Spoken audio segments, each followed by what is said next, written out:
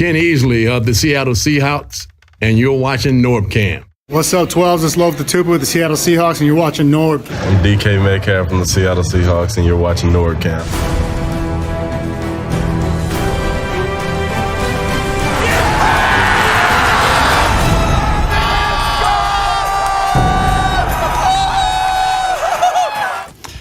What's up, everybody? This is NorbCam coming at you along with my dad, Kuya Bert. Hi, everybody. I'm so glad to be back. For another season, 2022 season of Seahawks football. Woo!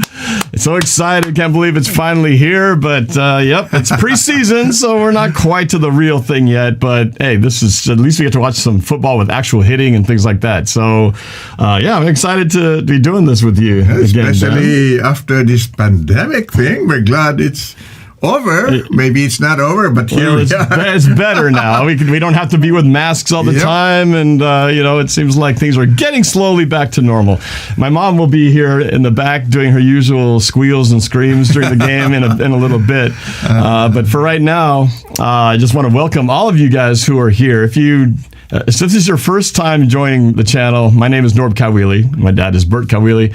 And we are just both a couple of really big, long-time Seahawks fans who've just enjoyed going to the game. Alena Dahl, especially. Alena Dahl. Well, yeah, she's the fabulous moderator in the chat who makes sure everybody stays in line.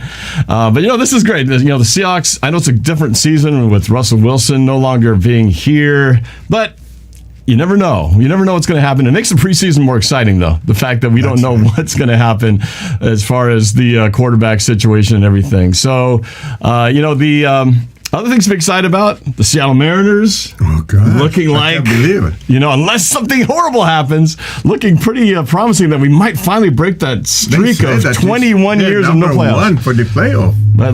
We're gunning for that number one wild card spot, which would be great because that would give us actual playoff games at home. So that's the goal. I think it's too far gone to try to catch the Houston Astros, who are still like 11 games ahead of us. But still, to make the playoffs would be I heard that it's a 12 straight win over...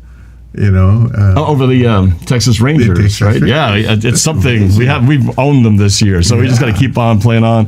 The 12 light just turned on. That means there's a super chat or somebody just subscribed, and actually it's Alena Dahl with the super chat says, "It's not a Hawks game without the great Norb and Kuya Bert team. Love it. Go Mariners and go Hawks." Yes. Thank you so much, Thank Alena. We really appreciate it. Definitely. So if you guys want to do the same, feel free to throw up a super chat because there's a lot of chats that go by, and we'll try to recognize as many as we can, but we missed quite a few. So feel free to do that, and we can even start in the chat by saying, let the chat and everybody know where you're watching from, city and state, or city and country if you're not in the continental United States, and that way we kind of find out a little bit where you guys are. Now, if you want to be part of the conversation, you can join. I pinned the comment or the link in the chat. Just go to my Discord. It's also right there, discord.gg/Seahawks. You can join the Discord and then jump into the game day stream, and we'll bring some comments in from people. I see people waiting already to comment. We get a few comments during the game, thoughts on the Seahawks, thoughts on the game as we go along. So looking forward to hearing from all of you as well. The other things, let's see, what else can be excited about? Oh, so, for those of you, again, who don't know us personally are new to the show, we are Filipino. My parents were born and raised, got married in the Philippines. I was born here after they moved to this area. That's right. But I am Filipino. My wife's Filipino. My kids are Filipino. And I don't know if you heard, we were here watching and hosting the Philippine junior team who made it to third place. 2022 Little League Junior Softball World Series Tournament that ended last week at Kirkland, Washington. And guess what? The Philippine team from Bago City, Philippines, they won third place. Almost made it to the championship. And almost made it to the championship. Close. But third place is nothing to sneeze at. But I don't know if you heard today. I don't know. The seniors. Well, actually, it's the younger. Actually, it's the World Series Little League. I guess is up to age 12. They won today. They beat Connecticut just not even more than a couple hours ago. And they're going to advance to the World Series game. I was watching on ESPN too. This is what happened. They beat Canada first, and then they beat Italy. And then they were supposed to play this American team, and you said Connecticut. And they yeah. won 1-0 in a very my tight, gosh. low-scoring game, but pitching and defense got it done, kind of like the Seattle Mariners, 1-0 type games. But yeah, so they're going to be the championship. Yes. So it was very exciting to see that. The game was being played in North Carolina. So and you know what, Norb? Those guys or those little girls will be playing in the junior softball here in Kirkland next year. Yep. So we could be looking, depending on things go, we know they're at least going to be in the championship game, and maybe things go well, they could be the defending champions when they return next year. So anyway, congratulations to them. And you know what else is exciting? You know, I've been wanting to schedule a time for all of us to go see the new movie from the Filipino-American comedian Joe Coy called Easter Sunday. I haven't even talked to you about that yet. No, not Joe yet. Coy is a very, very popular comedian. He's a local guy, and now he's reached just pinnacle because Steven Spielberg kind of saw his special on Netflix and decided we need to make a movie, and now they've released an all-Philippine cast, major Universal Studios release, and it's called Easter Sunday, and it's out on theaters right now. Wow. But what's exciting about that, he's very funny. I personally think, despite the fact that he's Filipino, he's just a hilarious guy. But a little history there, Joe Coy, or Joe is his real name, his older sisters are Gemma and Rowena Herbert. You remember Rowena? Of course.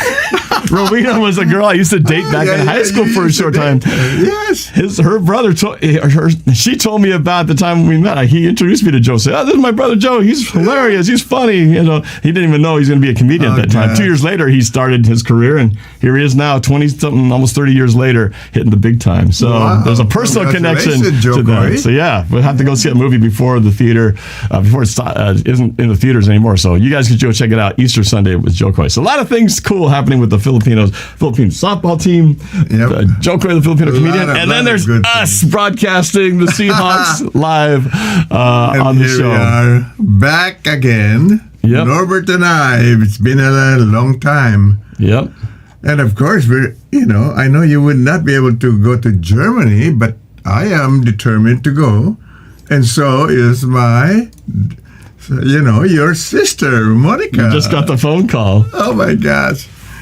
Very excited. So many of you guys might be going to Germany. Yeah. It's So for those of you who don't know, Seahawks fans definitely know that the first ever German played NFL football game is going to happen between the Seattle Seahawks and the Tampa Bay Buccaneers on November 13th. November 13th. Yes, the Sunday in November. I was going to go. I was all set to go until I realized, wait a second, that is right smack in the middle of right in the middle of high school volleyball playoffs. I couldn't miss that final year, senior year for my daughter. So I said, no, I just can't go. I've got to, I got to stay in town and root for my daughter. But you're going to go because you lived in Germany back before you even married Mom. Speaking of Mom, there's my mom right there.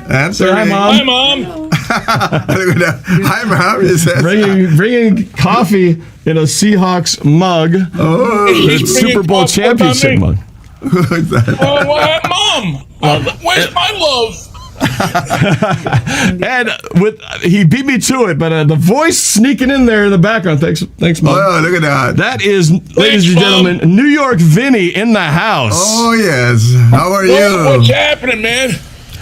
Hey, man, just talking about all the fun things going on right now. Seahawks, Mariners, Philippine culture stuff happening, and, Seahawks football just moments away. So, There you go. I live in a Philippine house, man, so, we have...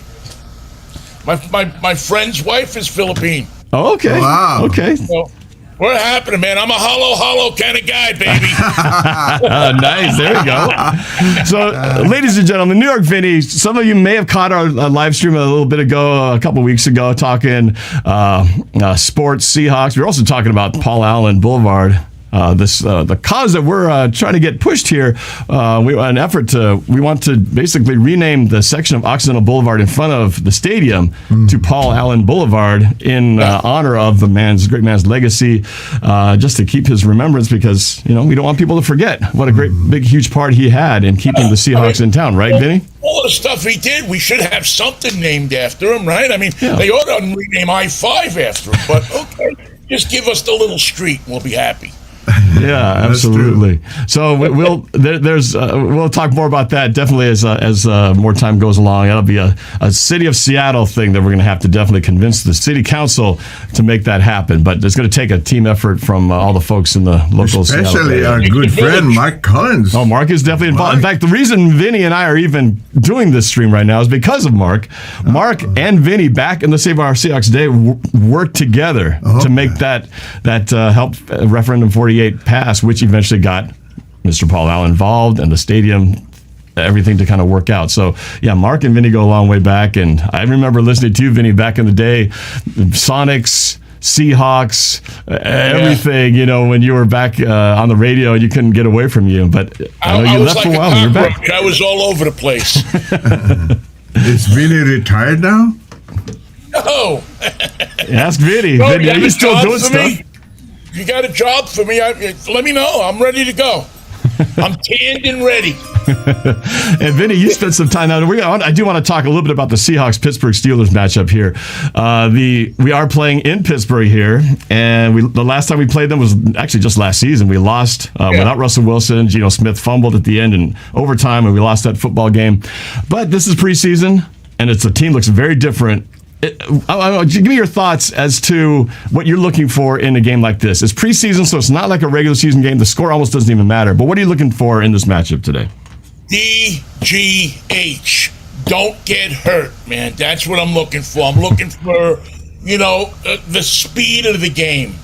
Everybody's not, fully up to speed. So I want to see how guys speed. I want to see, fundamentals, catching the ball. I don't want to see anybody making any crazy plays. And you know that you have people that are fighting for jobs on this roster. So you are going to have people that are going to try to strut their stuff for the coaches. Interestingly enough, on both sides, because, the Steelers have undergone a major rebuild in the offseason as well. A new general manager over there, a new quarterback. You're really going to like Kenny Pickett from the Steelers. I wish the Seahawks would have figured out a way to get him.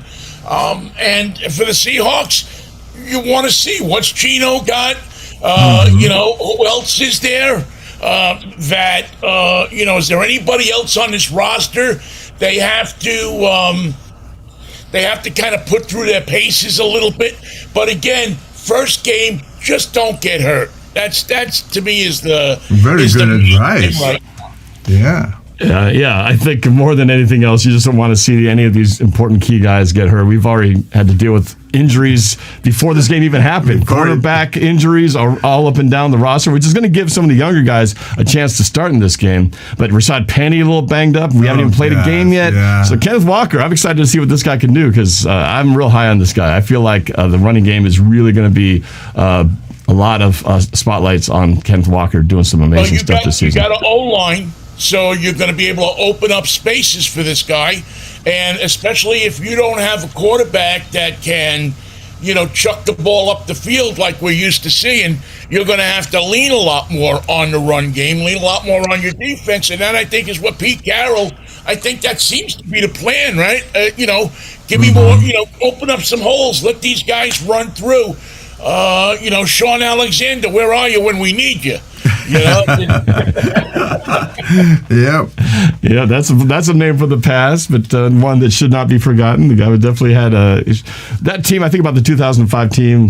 Speaking of the Steelers, we should have won that Super Bowl. Doggone it! That was such bad memories of officiating and everything going wrong against us that game. The referees jobbed them, but. They also didn't play their best game. The Seahawks went to Pittsburgh. They didn't play their best game that they possibly could. And once the referees kind of showed their colors a little bit, they even got more frustrated. So you can't do that. Yeah.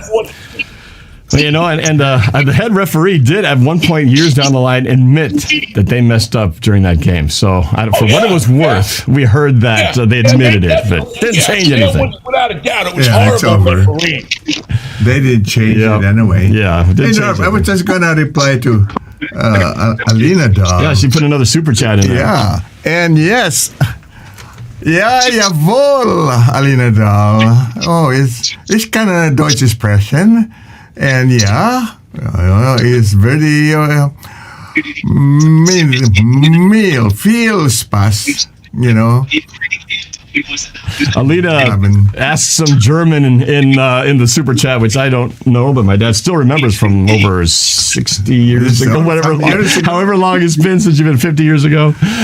So you get to practice it. I did. Hopefully with my sister, as it turns out. I didn't know Alena does speaks German, but ich spreche Deutsch. Alena, danke schön. Okay, back to Vinnie. Yeah, back to Vinnie. So, now, are you going to go to Germany? Are you going over for the game? My dad is going. I think right when you came in, I was just talking about the fact that I'm going to have to stay here because my daughter will be playing her senior year in volleyball, and the playoffs started about the same time. So I had to make a tough choice, but I got to cheer on my girl. So family first, Norm. Yeah. Family first. Except you're going to go. Yeah. Well, that's my family. You'll be the representative to watch this. And really family first, I mean, I'm just saying. Anyway, your father and I would have a great time. Oh, yeah, for sure. No, believe me, I'm jealous I can't be at two places at once, but it's going to be great. And if anybody would have a great time, it would be my sister, Monica, going with my dad over there. Yep. So exciting news. That'd be something you never forget. Yeah, for sure. So hey, Vinnie, I think kickoff's about to start here in just a moment. I'm having some issues. Like, I've been watching the NFL Network all day, no problem, and then now right at kickoff, I'm getting this Comcast issue saying we're having trouble with this channel right now. I was like, are you kidding me? The Seahawks broadcast is about to start, and then it craps out. So right now, I'm waiting to figure out if I'm going to be able to watch this game or not. But we'll figure it out. But if you can't, come over to my house. We'll watch it. Yeah. Leave the door unlocked. We might hop over. It's really somewhere in this Spanish. Hopefully Pete Carroll will take that defense out for a nice ride. Nobody gets hurt. Everybody understands the calls and everything else that that they've been practicing now for a couple of weeks. And we get out of there with hopefully a win, but much more than that, uninjured and ready to play again next week. Absolutely. Well, hey, Vinnie, we're going to go ahead and start to switch to this game, hopefully. But I might check back with you maybe at halftime, see how things are going, maybe at the end of the game if you're available. But otherwise, thank you for taking the time to be on here, man. And we will definitely do more in the future as this season goes along. No problem. Keep me posted. I'm around watching the game. Oh, before you go, you got to tell everybody where to find your stuff because you are not retired. You're still doing stuff. So where can they find you? I'm working. I'm trying to make a living. Drive Time Radio on Saturday morning. I talk about cars. Monday, Wednesday, Friday, 10 in the morning on Facebook Live. Michael Knight and I, my old buddy from KJR, we do a show. We talk sports, we talk politics, we talk everything we can talk about, dating, whatever you can talk about. So either one, and just go to NewYorkVinnie.com. I'm there on the internet. You can find me anytime. NewYorkVinnie.com. The link is in the description, so go check it out there and see what New York Vinnie's up to. He definitely will be back at another point here in time for another collaboration. All right, guys, enjoy the game. Nice to meet you. Thank you. Bye, Ma. Bye, dear. Well, she's watching. She's eating some corn on the cob back there. All right, Vinnie. Thanks, man. Enjoy the game. All right, bye-bye. All right. There you go. That was Vinnie, kind enough to join us for the show. So now I'm just trying to get this broadcast going because, as I said, I'm having some technical issues with the broadcast right now. Unfortunately, I'm here. So we got Tyler Parcher in the house. I figured he would be. I'm at my party. I'll show you a little bit of a view of it. I got to get the broadcast going because right now I'm having check this out. I got a little watching from here. I can get it. I got to change my options. It was just not the way I wanted to, but I can do it this other way. I just got to change my view a little bit here. There's always a way. Technical difficulties happen on live TV. You just got to kind of roll with the punches. Yeah, I just came in to say hey, and then I got to get back to my friends here. Yeah, no problem. I'm glad you're here. There's a lot of you here. I'm going to definitely try to pull some of you guys up on the channel as soon as get things working. Pop in and say hi from my Bells game tonight. I'm going to be heading to that game at like 5:30. Oh, nice. All right. Well, you got a little bit of baseball, a little bit of football, and a little bit of NorbCam. So we'll all have some fun today. All right, Tyler. Well, thanks for popping in. We'll look for you. Look at that. I'm having issues even on my browser for the game. What is going on? This is so strange. Oh my gosh, yeah. Try again. Your device is offline. Say what? This is peculiar. All right, let me just work on this while we figure out what the heck is going on here. This is not cool, Xfinity. Like my broadcast was working great all day long and then decides now when the Seahawks are about to play. Attempting to resume. Let's see. Can I even get this on my phone? I cannot. I am in here.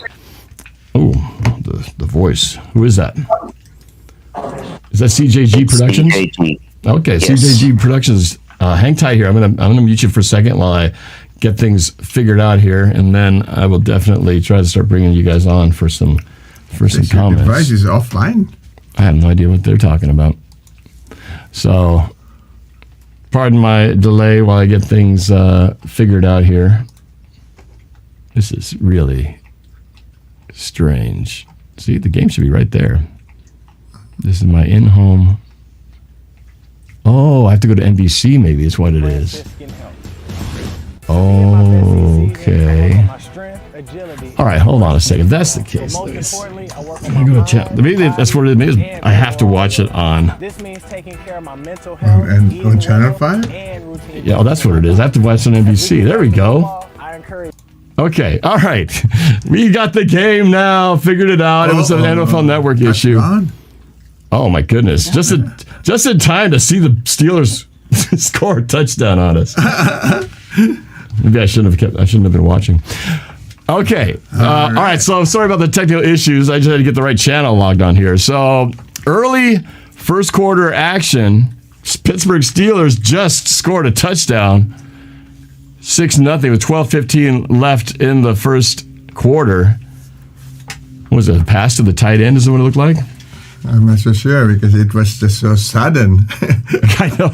It turned out literally, it's like as soon as finally a picture came out, touchdown Steelers. Okay, what? For the point after? I wanted to see how they did it. It is good. Well, all right, so we missed that. 7-0. Steelers got the scoreboard down below. You can see that there. Mm-hmm. All right, well, glad we figured that out. So I guess it must have been an NFL Network thing. I thought the game was broadcasting on NFL Network. And then apparently locally, I got to watch it on King 5 NBC. Jack Attack is asking what's good. There's nothing Chef good Jack yet. Attack. Chef Jack Attack in the super chat. Thank you very much. It's good to see you, man. It's been a while. What's good? If not the score, but that's not really what we're paying attention to.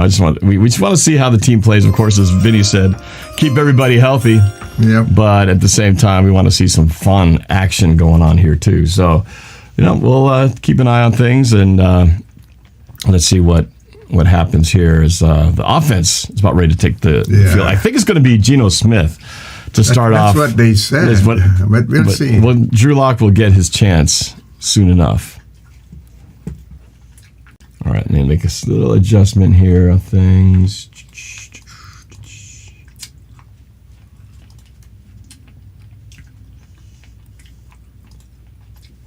Put that up there. There we go. Okay. We got our first regular season game. Of course, the home opener against Russell Wilson and the Broncos. But next week, you and I, we're going to be at the stadium watching the Seahawks in person for the second preseason game, the home game against the Chicago Bears. It's funny, isn't it funny that if this is the mug, sorry, it's not going to be in focus, but this is the souvenir mug of the Super Bowl, Broncos Seahawks, right? Yep. And it's funny that if you would have right after this game and would say, hey, guess what? Here they showed it. 10 years wide open, blown coverage. Wide open. He's wide open on the left side of the end zone. Yeah. But can you imagine, like, right after the Super Bowl, somebody would say, hey, man, I just came back from the future in a DeLorean, and guess what? Russell Wilson is going to be traded to these Denver Broncos. Richard Sherman is going to become a 49er. And Cam Chancellor, Cliff Averill, all these guys will have neck injuries and not and finish their careers, get cut off too soon. I'd be like, no way, that can't possibly happen. And yet all that actually did happen. Back to the future. Yeah, that would be a future I wouldn't want to be a part of. And yet that is the reality of this situation. Number 39 doesn't feel good. He missed his defense. Oh. Well,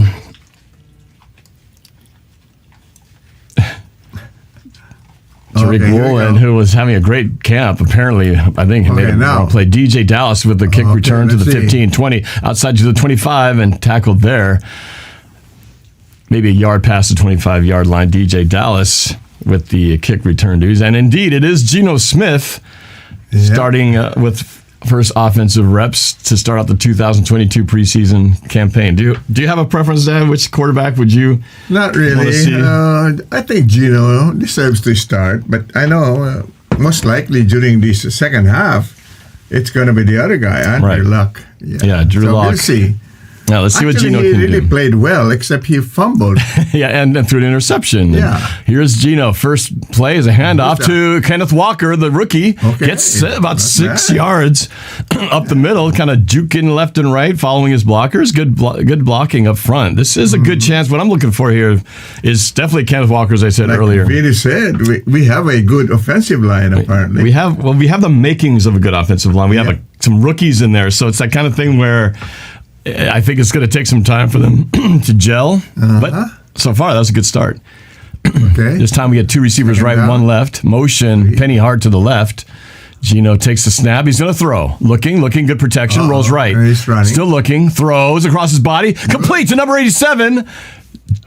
That is Noah Fant, acquired from the Broncos in that trade from the Broncos with the Russell Wilson situation. Oh, and we get to say, and that's good for a Seahawks.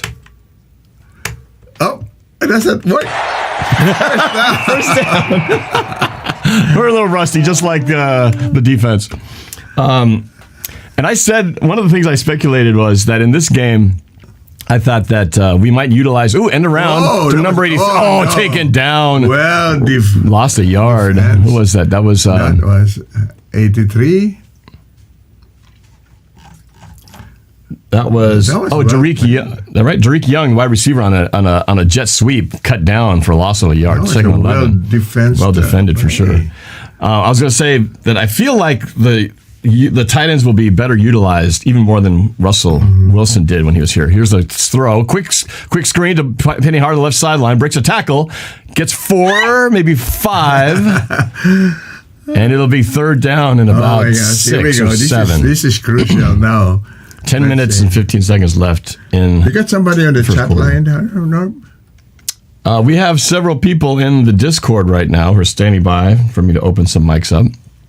I will do at various points here. Just say hello and get people's. I just want to get into the flow here now that we got the game working. It's inside of 10 minutes. 3rd and 6. 3rd and 6. Trips to the right. Well, the receiver left. Kenneth Walker standing by Geno. The Steelers show blitz. Geno calling out protections. He changed the play. Oh, come on. He's saying, get that guy. He's going to come blitz me. Get him. They were showing all kinds. Timeout. Geno was just like confused. Oh, Geno. Well, they had all these linebackers. You notice they're all stacked in the, he goes left and he goes right. And Geno's like, get him. Then he moves to the other side. No, get him over here. And then he ran out of time and had to call timeout. That's a very Russell Wilson-esque thing. Russell would always, at least once a game, let the play clock get down to 1, have to call timeout. And then following in his footsteps. I was looking for the time. I couldn't find it. Oh, the play clock? Yeah, the play clock. Should be right over there next to the regular clock. I know. I'm looking for how many seconds that they have. We'll bring some of you guys in during commercial breaks and in transitions here. So Travis Homer into pass protect. 3 receivers right, 1 left. And here this time they don't show the blitz. Geno in the gun. Takes a snap, 4-man rush. He's going to look, turns left. In the pocket, steps up. He's going to get hit and goes down. Sack for a loss of 5 is going to be 4th down. Geno dancing around like Russell. Geno's okay. Oh, he's okay. Yeah, he's okay. He was kind of walking a little gingerly for a second there. He was looking, wanted somebody. Projection was good. Right, plenty of time. Right there, he could have run there. Oh, come on. He needed to get rid of the ball. Yeah, there. This is the kind of play. This is what happened in that game against the Steelers last year when he got fumbled. It was except T.J. Watt hit him and didn't see it coming. Here's Michael Dixon, the MVP for the Seahawks, with the punt. Lost the ball. Kicks it. Fair catch called at the 5. Lets it bounce. Oh, it goes into the end zone. Had a bad hop. Hit at the 6. And instead of bouncing in place, it kind of rolled forward and went to the end zone. So it'll be a touchback. Steelers with the ball. First time we got the ball, nothing happened. All right. So let's bring some people in here. A chance to converse with people on Discord again. If you want to join the conversation, just go to that link above right there, discord.gg/Seahawks, and join the stream game day party. Let's bring in. Let's see. CJG Productions been here pretty early. I'm going to give him the early bird gets the worm, gets to be on the call. CJG Productions, welcome to the show. Yo, it's pretty good to be here. It's like watching the Steelers and Seahawks play. It's like I know a good friend of mine who's a Steelers fan, and I just look to provide an upset for him. So you are a Seahawks fan. Are you from the Seattle area? Or are you somewhere else in the country? No, unfortunately, I'm in the southern east, but I'm still a big Seattle fan through a couple of friends of mine. So, yeah. Okay.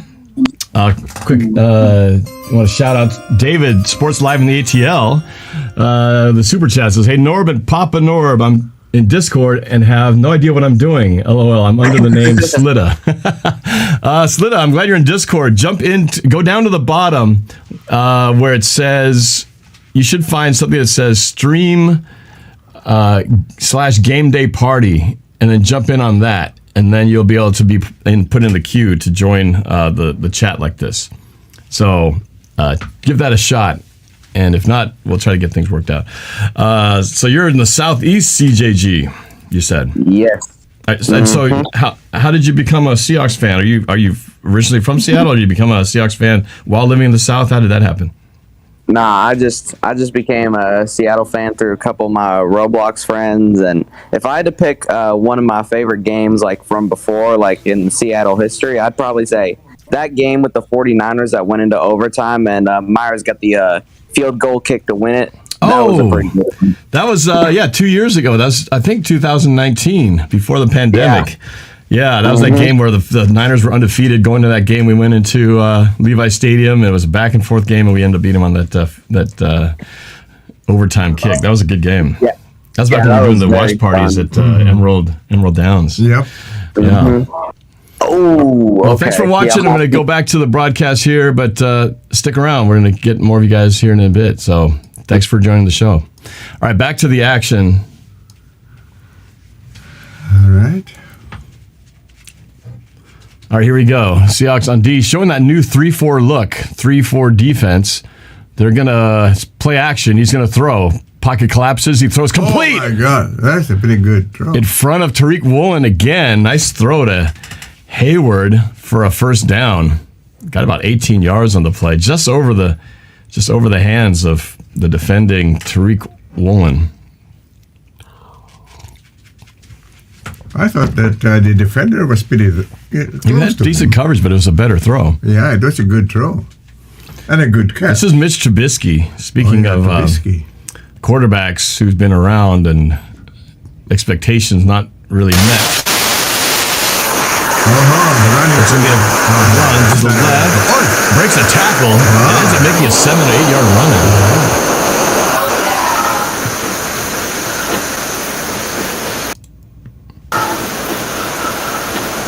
They want to get upset. There's some noise out here. There's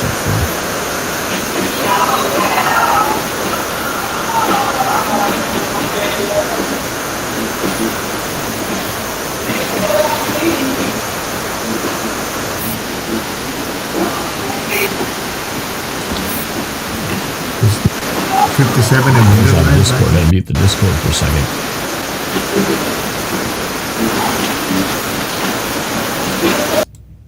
It's going to be a draw play, first down, about 10 yards again. Good running.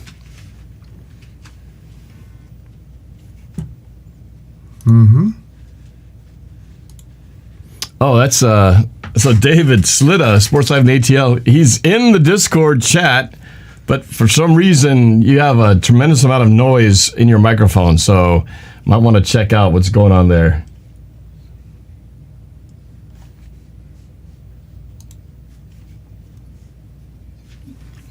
All right, here we go. 1st and 10, already in Seattle territory at the 48-yard line. Snap. Handoff again, left side. This time the defense holds them to about 2 yards. Darrell Taylor and Brian Monet on the tackle. So they have a new defensive scheme. The Seattle Seahawks have been running a 4-3. That's 4 linemen and 3 linebackers for years now. Just this past offseason, they're running a 3-4, which is 3 down linemen and 4 linebackers. So it's a subtle, well, actually, no, it depends on how you look at it. It's a big change if you're a player, because that's 4 linebackers and 3 down linemen. So they got 4 now. Yeah, but see the guys standing up, they're technically the end. So really they have 2 down linemen right now. Here's the pass. Oh, under pressure. Oh, he breaks the tackle, though. How did he get out of that? He scrambles right to the 45, gets about 3. He should have been tackled. Wow. Darrell Taylor had him dead to rights. And he just could not wrap him up. That was a good rush. Is that him? That was him. Darrell Taylor going, how did he get out of here? How did he get away from me? Look at him. He had a beeline. Nobody touched him. And Trubisky just stepped inside and shook him off. Yeah. He didn't wrap him up. Oh, my God. Just my camera just a little bit here. Trubisky is pretty... Mitch Trubisky. Oh, that's 3rd and 4 at the 42-yard line of Seattle. He's going to throw. Looking. Pressure. Oh, he was under pressure, stepped in the pocket, intended receiver number 89. This time he overthrew him, 4th down. So this should be a punting situation here coming up.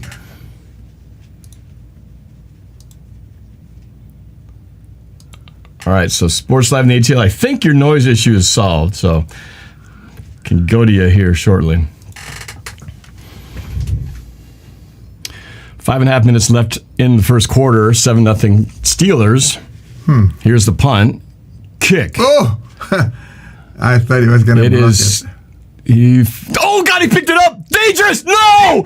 Oh, and it lucked out because the ball came loose. What were you doing? What are you doing? He let the ball bounce, and he let it roll to his feet, and then he picked it up. Ill-advised pickup of the ball, and as soon as he did, he got hit. The ball got jarred loose. Steelers could have picked it up right there, but luckily, number 24...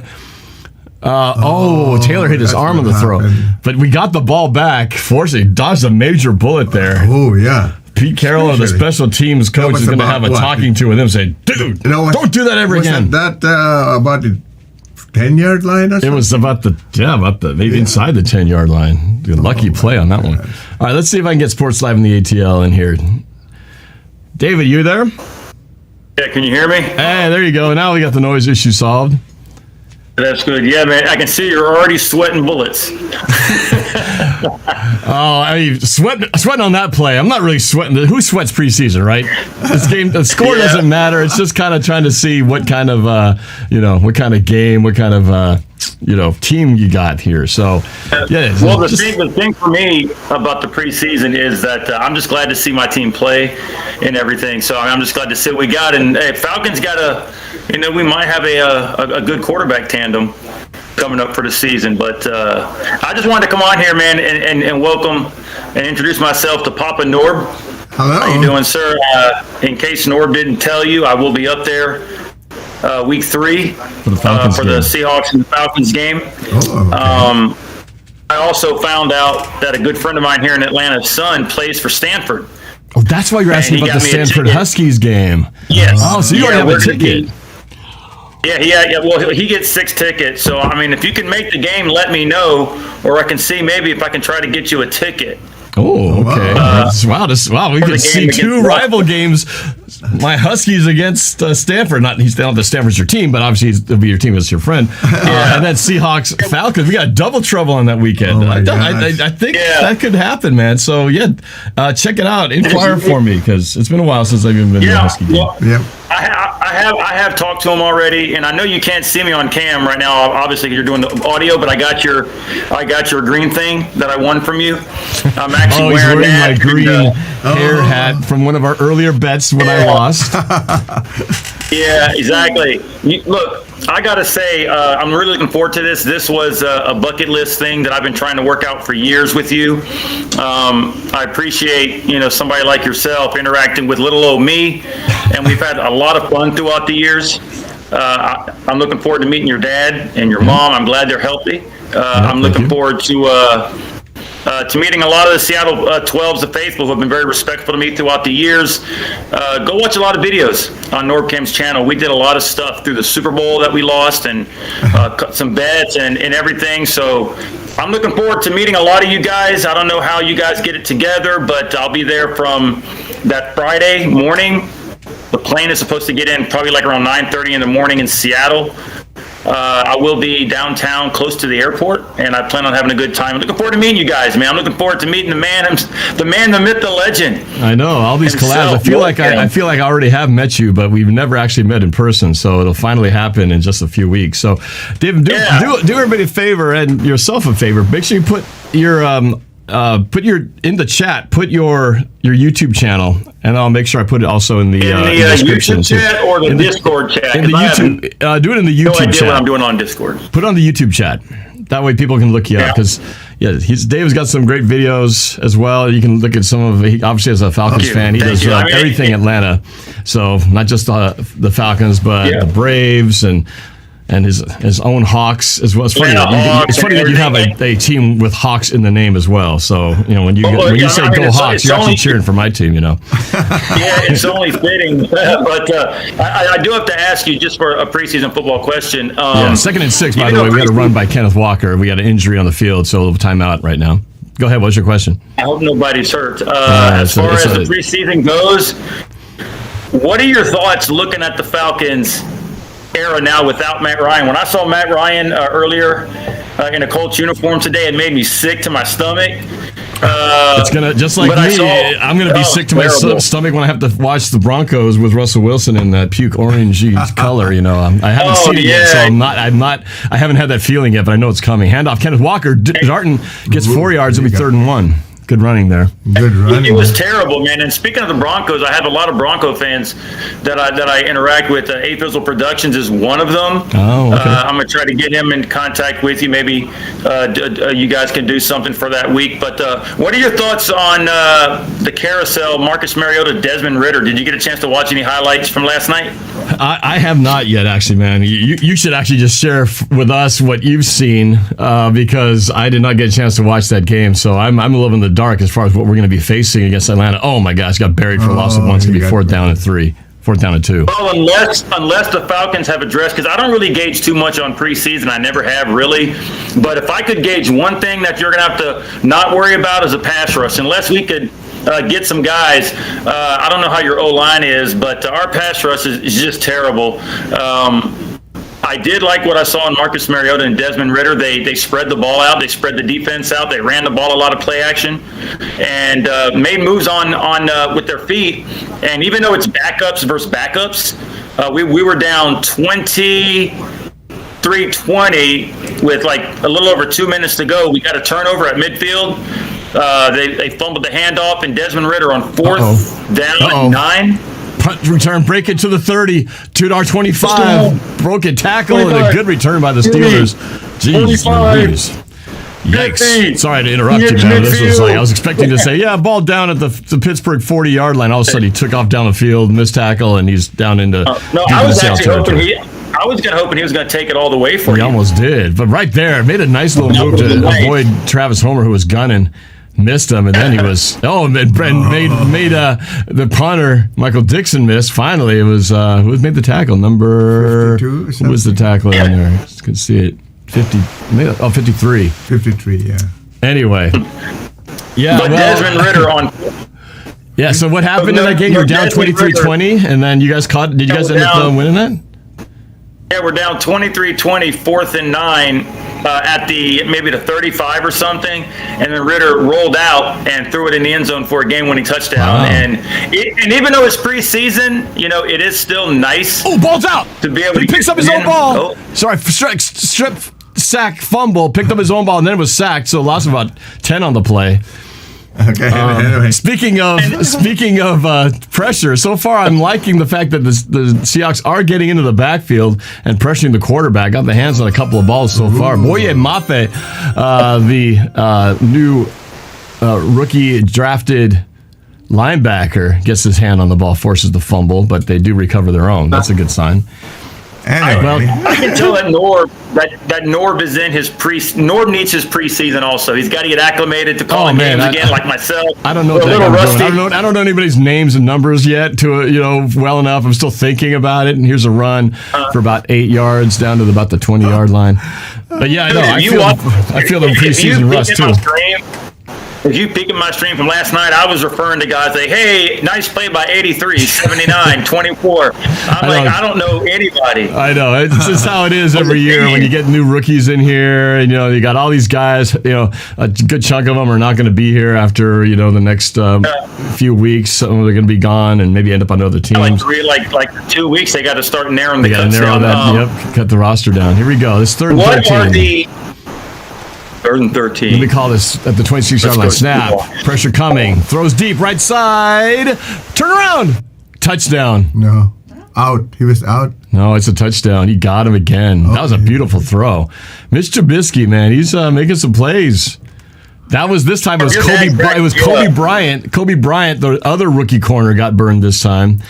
So these guys are getting a lesson in NFL style football, man. They're like, "Whoo, this ain't college here." That was a good throw. That was a beautiful throw. He had good coverage and. Cam, your father cracks me up. Your father has those really passionate emotions in his face. He's like, "Oh my God, oye, well, you know what? You could say that's a little pass interference there. Even Mom, she was already doing her, comments. So your mom said, "I'm out of here." She said, "I'm done." She's chilling back there, just relaxing. You see, Kobe Bryant, he did a little.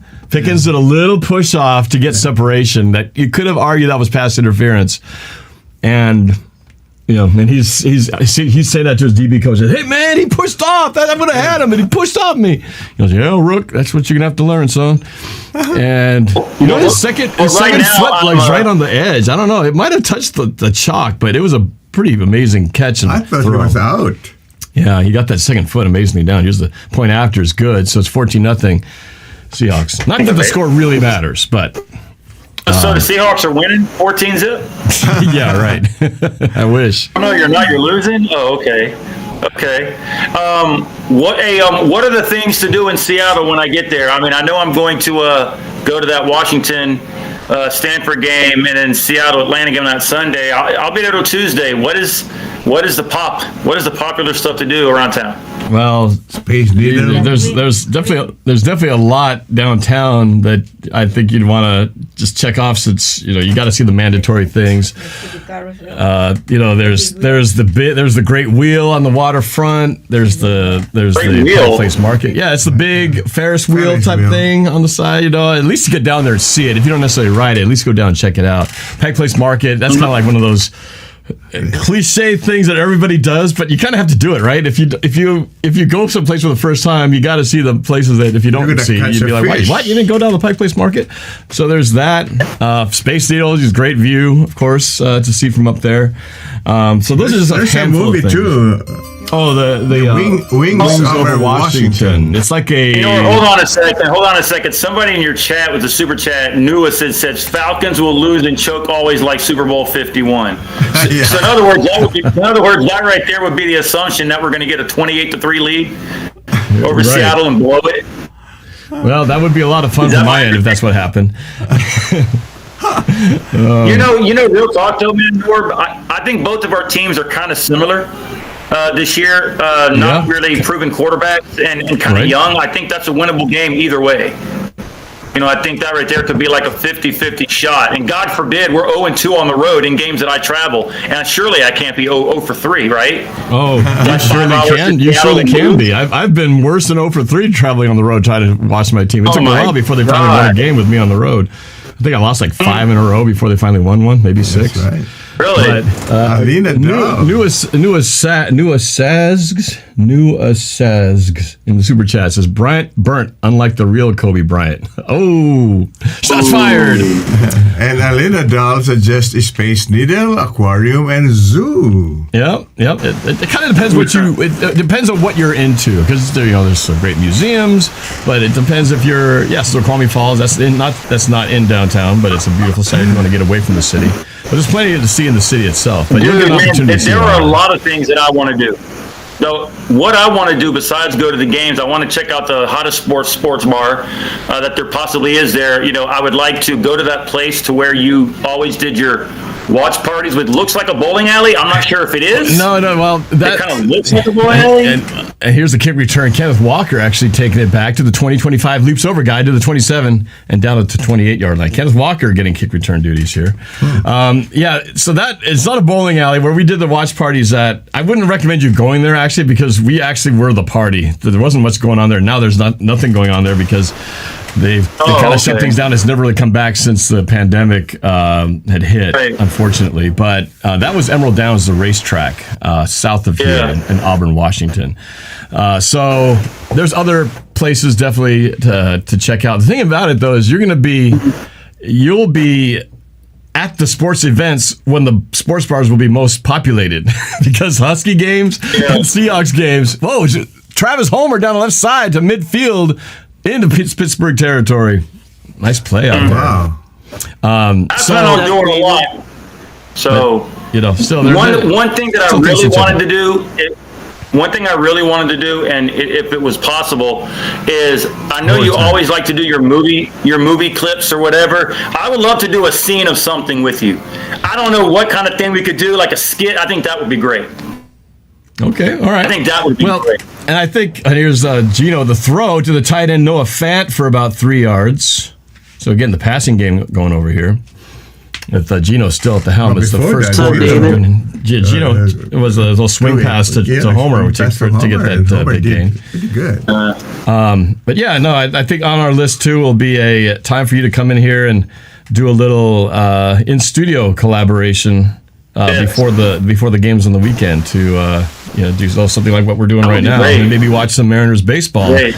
It's too bad the Mariners weren't playing the Braves. That would have been awesome, wouldn't it? We had three. Oh, here's Homer on the little misdirection down to the 30, still on his feet to the 27. All right. And that's good for another Seahawks. The Braves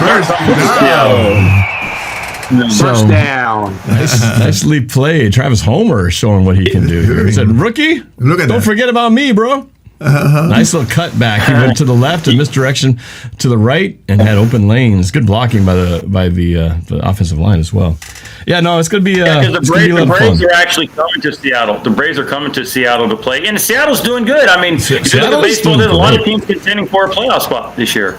Now the Braves are doing great again. They're doing great too. So really, we're playing the Braves on the schedule for this year. It's in Seattle, yeah. Wow. See, but it wasn't. To my knowledge, I could be wrong. I haven't looked that far. We did. I know we go to Oakland in Texas. That I do know, or Oakland still, and I thought we played a 2-game series in Seattle. I could be wrong. I got to take a look. Hero Hope 5 says, "Why did Kobe Bryant copy number nowhere close to Kobe?"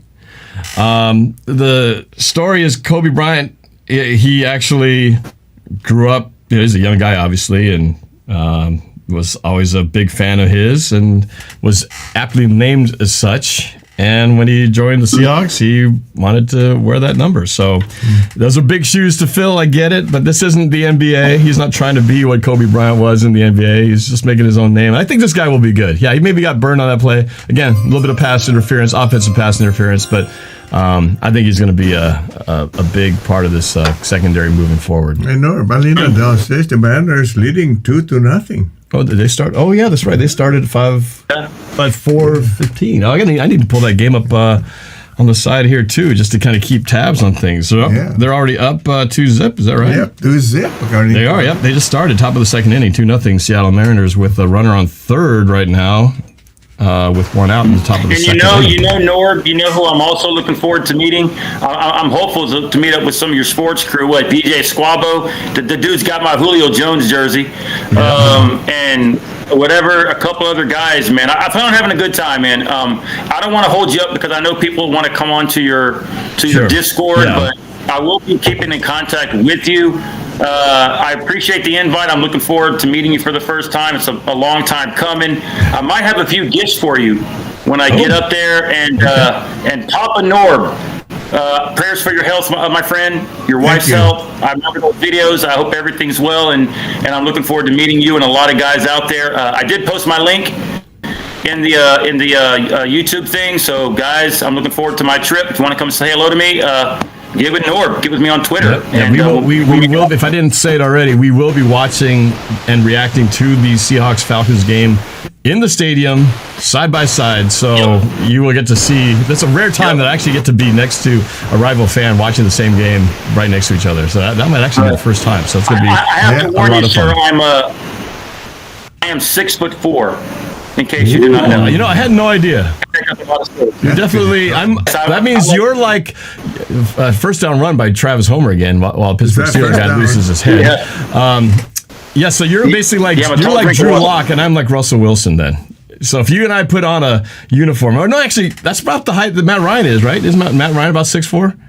I think it's like 6'2", 6'3", somewhere around. So you're a little taller than Matt Ryan, and I'm just a little bit shorter, or about the same height as Russell Wilson. So, so if we put on our respective uniforms on, you'd look like Matt Ryan versus Russell Wilson. I'd be slightly shorter, and you'd be slightly taller. Keep in contact with you. I plan on getting the hotel and the plane really soon. I'm trying to get the best deal. I'll let you know. I'll let you know once. Whoa! I lost the Discord. Discord crashed on me. We'll get it back. I'll let you know. Okay. Sorry, I lost you for a second, but I got you, man. All right, man. Good talking to you. All right, again, guys, check out Sports Live in the ATL. Talk to you later, David. What's up, Norb? You guys have a good one. All right. Thank you, sir. All right, man. What's up, Norb? All right. Hey, Andra. All right, David, we'll talk to you in a bit. Hey, hold on a second. Andra, you up next. Let me just call this play out. 2nd and 12. We got empty backfield, 3 receivers left, 2 right. Now motion, number 81. Geno looking. Geno, scrambles, rolls to the right like Russell Wilson. He's got to get rid of it. Throws complete. Nope, incomplete. Intended for Tariq Young. Number incomplete. 23. Number 83. Incomplete. 3rd and 12. 83. Andra, welcome to the Discord, to the chat. I see you got your guitar there. I see you got your guitar there. If you're gonna play, are you gonna play a little something? Is that what you got your guitar there for? Oh, yes. I'm going to play Blue Skies by Samrock with my cousin. Okay, why don't we wait till the next break? That way we can do it uninterrupted, and you won't have to be battling between me trying to watch the plays and you play the song. So hang tight on the next play here. We're probably going to go for a field goal if we don't get the first down. Geno throws complete to number 84. That is, I think, Colby Parkinson. By the long hair, it appears so. We're well short of a first down. It's going to be 4th down and the 15-yard line. I see are they going to go for it, or are they going to kick a field goal? They should go for it when they got to lose. They are going to go for it. They should go for it. It's only, half a yard? No, it's like 5. Oh, 5. It was like 3rd and 12. They only got like 6. Oh, 4th and 7. Oh, they are going to kick a field goal. Okay, they are going to kick a field goal. Makes sense. 38-yard attempt, Jason Myers. Snap, hold. Oh, miss. Oh, yeah, he made it. Kick is. He made it. Good, barely.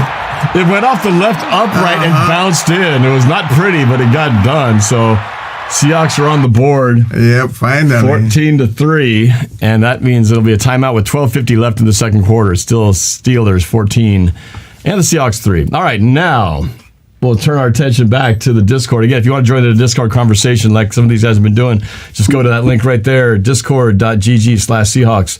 All right, Andra from Atlanta, another Atlanta guy. What is it with all these Atlanta people today? But Andra's got a song he wants to play. He says Blue Skies by Samrock and Samrock. featuring Conley. Okay, all right. So you're gonna play and sing, or rap or something? Sure, yeah. Okay, Just all right. saying, yeah, and playing it. All right, Andra. Everybody song. record ready. All right. We got blue skies, natty lights, a couple sticks of pine, no road up tight. We got blue skies, natty lights. Oh, wait. Okay, hold on a sec. Sorry. No pressure, man. Just, Let me try it again. Play through it. Okay. All right. All right, you ready? Ready, record ready. We got blue skies, natty lights, a couple sticks of pine, no road up tight. We got blue skies, natty lights, a couple pine to shine to set blue right. We got blue skies, natty lights. Goes 1, 2, so the good old life. We got blue skies, natty lights. As long as we got that, we'll be alright. Yeah, there you go, man. Nice job, nice job. So that was a cover. That was a cover of a song by. So what's the name of the guy again? Yeah, by my cousin Sam Rock right here. Your cousin Sam Rock. There you go. SAMROC. He's the one who appears in that video clip that you sent me, right? Yes, the one that he's the country rap crunk. Like he's the artist. Gotcha. Okay. Very cool. But he wouldn't know him, but he would. He's a Georgia fan. Yes. Or YouTuber. Yeah. Just like yourself, right? Although I do like the fact that you have a Seahawk picture on the background there. It's always nice to hear Seahawks fans representing another non-Washington states out there. Right. I mean, I did do the chords, but I haven't practiced yet. But I'm just trying to keep faster my chords with my fingers, but I haven't hard time straightening it. Oh, I've played some limited guitar myself. Here's a kickoff. It's going to be returned from the 5 to the 10, 15, breaks the tackle. It goes down there at the 16-yard line. Mm-hmm. All right, number 35 on the tackle. Who's that? Number 35, Joey Blunt. Yeah. Cool, man. Well, I hope you guys like the song, so I want to hear the... I'm going to let you go, Norb. Yeah. Okay, what was the name of the song? Blue Skies by Sam Rock. Rock. Does he have like an official recording of that somewhere, or is he still working on actually putting a recording together? He's the Georgia... He's a Georgia fan YouTuber, and I don't know if I have to send you the link for it, but he has a YouTuber, and plus when he has all the videos, it's appropriate though. Okay, so is he working on an album then? Is it just YouTube videos? Was appropriate? Is it just YouTube videos, or does he actually have like an album? He has YouTube videos with. He has an album and a music video. Okay. That's cool. Samrock, SAMROC. Yeah. So people can just Google that and find him, I assume, right? Yeah, but letting you know the videos like. Yeah, but the words, the song. Are you saying they're basically viewer discretion advised? Is what you're trying to say? Rudolph is the quarterback now. Throws on the run, complete to number 89, who scored the touchdown earlier, down to the first down to the 28-yard line for the Steelers. I want to see our defensive backs get a little better coverage downfield. Bryant. Kobe Bryant. Looks like he's kind of looking a little gingerly hobbling on that leg. I hope not. Yeah. Anyway. All right. Seahawks. Well, thanks, Andrew. I appreciate you sharing some of your musical talent with us, man. It's something we don't get to hear very often. Yeah, people save music the clips. Save the clip when I did the song. Oh, false start. Looks like a false start on the Steelers. Yeah. Flag. All right, I'll go, Norb. See you later, man. All right, take it easy, man. Thank you for your song. Thank you.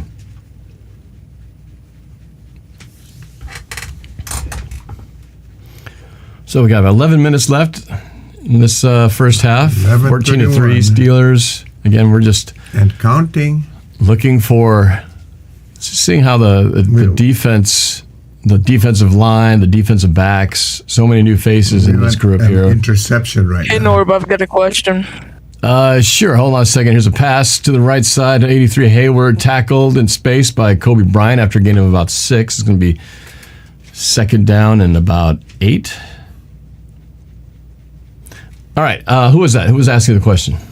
Zenith. Zenith, what you got? How do you feel about the Seahawks QB situation? Well, I'm looking forward to seeing what Drew Lock can do, because I feel like we've seen, he's got a good dose of Geno last year, and we saw what he did here, and, did all right. But I want to see what Drew Lock can do. He's kind of the big mystery man in all this. Corner blitz doesn't get there. Ball is complete to number 14 on the sideline for a first down. Gain of they needed 7 or so, and they got 8. First down Steelers. This guy Trubisky is throwing pretty good. Actually, this is even Trubisky. This is Rudolph now. Oh. In front of number 30, Jackson. Mike Jackson, cornerback, another backup quarterback, a little bit late getting to the ball. But yeah, I feel like Geno Smith will always be the safe guy to go with because he has been here a long time, knows the system, but I kind of know what his ceiling is. I want to see what Drew Lock is capable of doing. See if he's got some, something more explosive out there. That's why we got him. Yeah, I'm on Team Drew Lock too. Out of bounds. But that's it. Have a good night. Okay. All right. Thanks for your question. I appreciate it.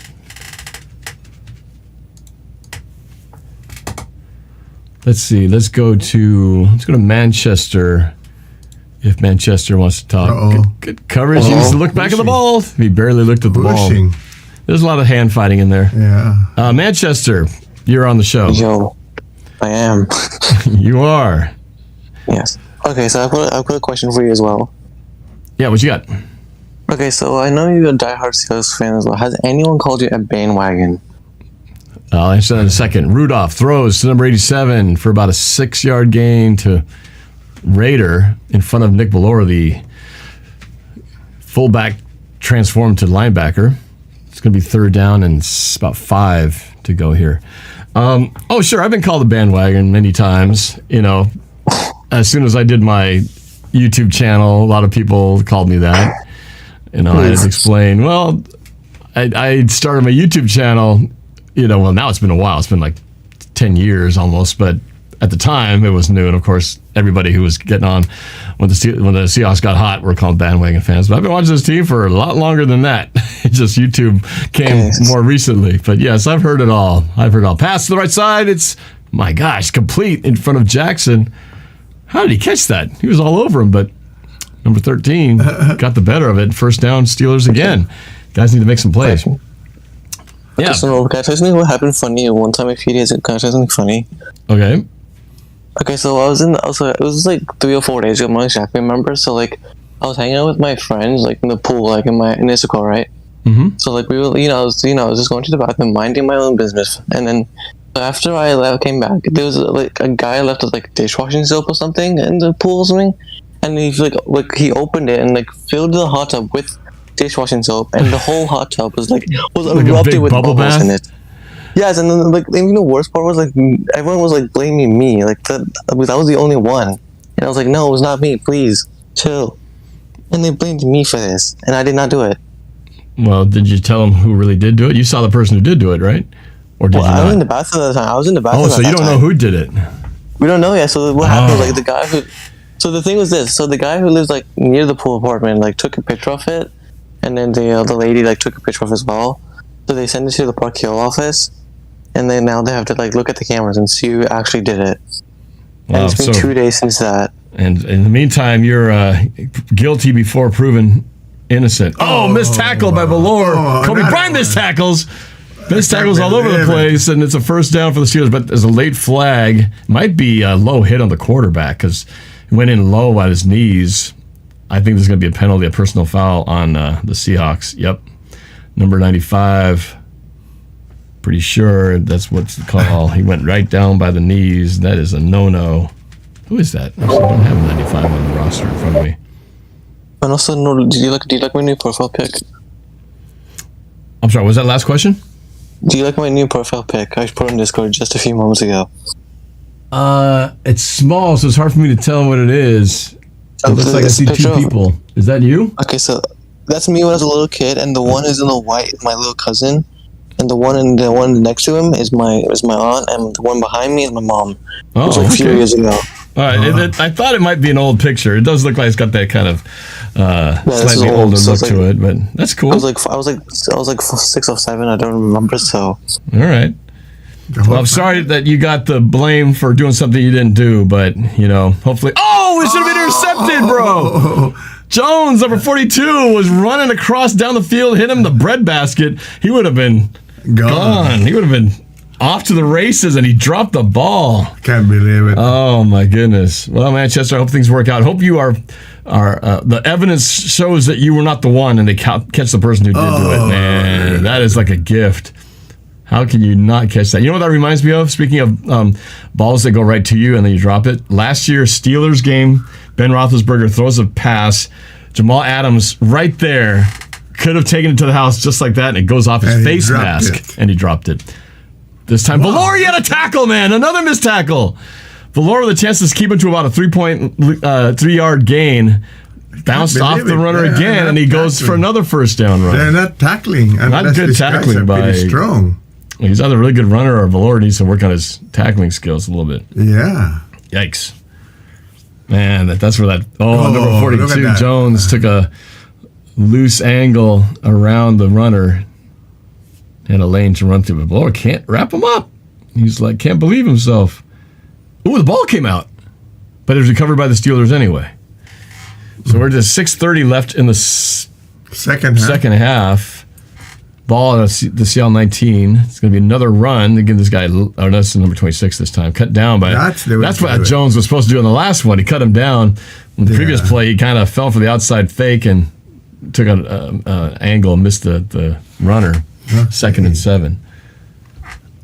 Let's see. Let's try Seahawks fan. Jaden, actually, hold on a second. I got to do something. Get ready for my halftime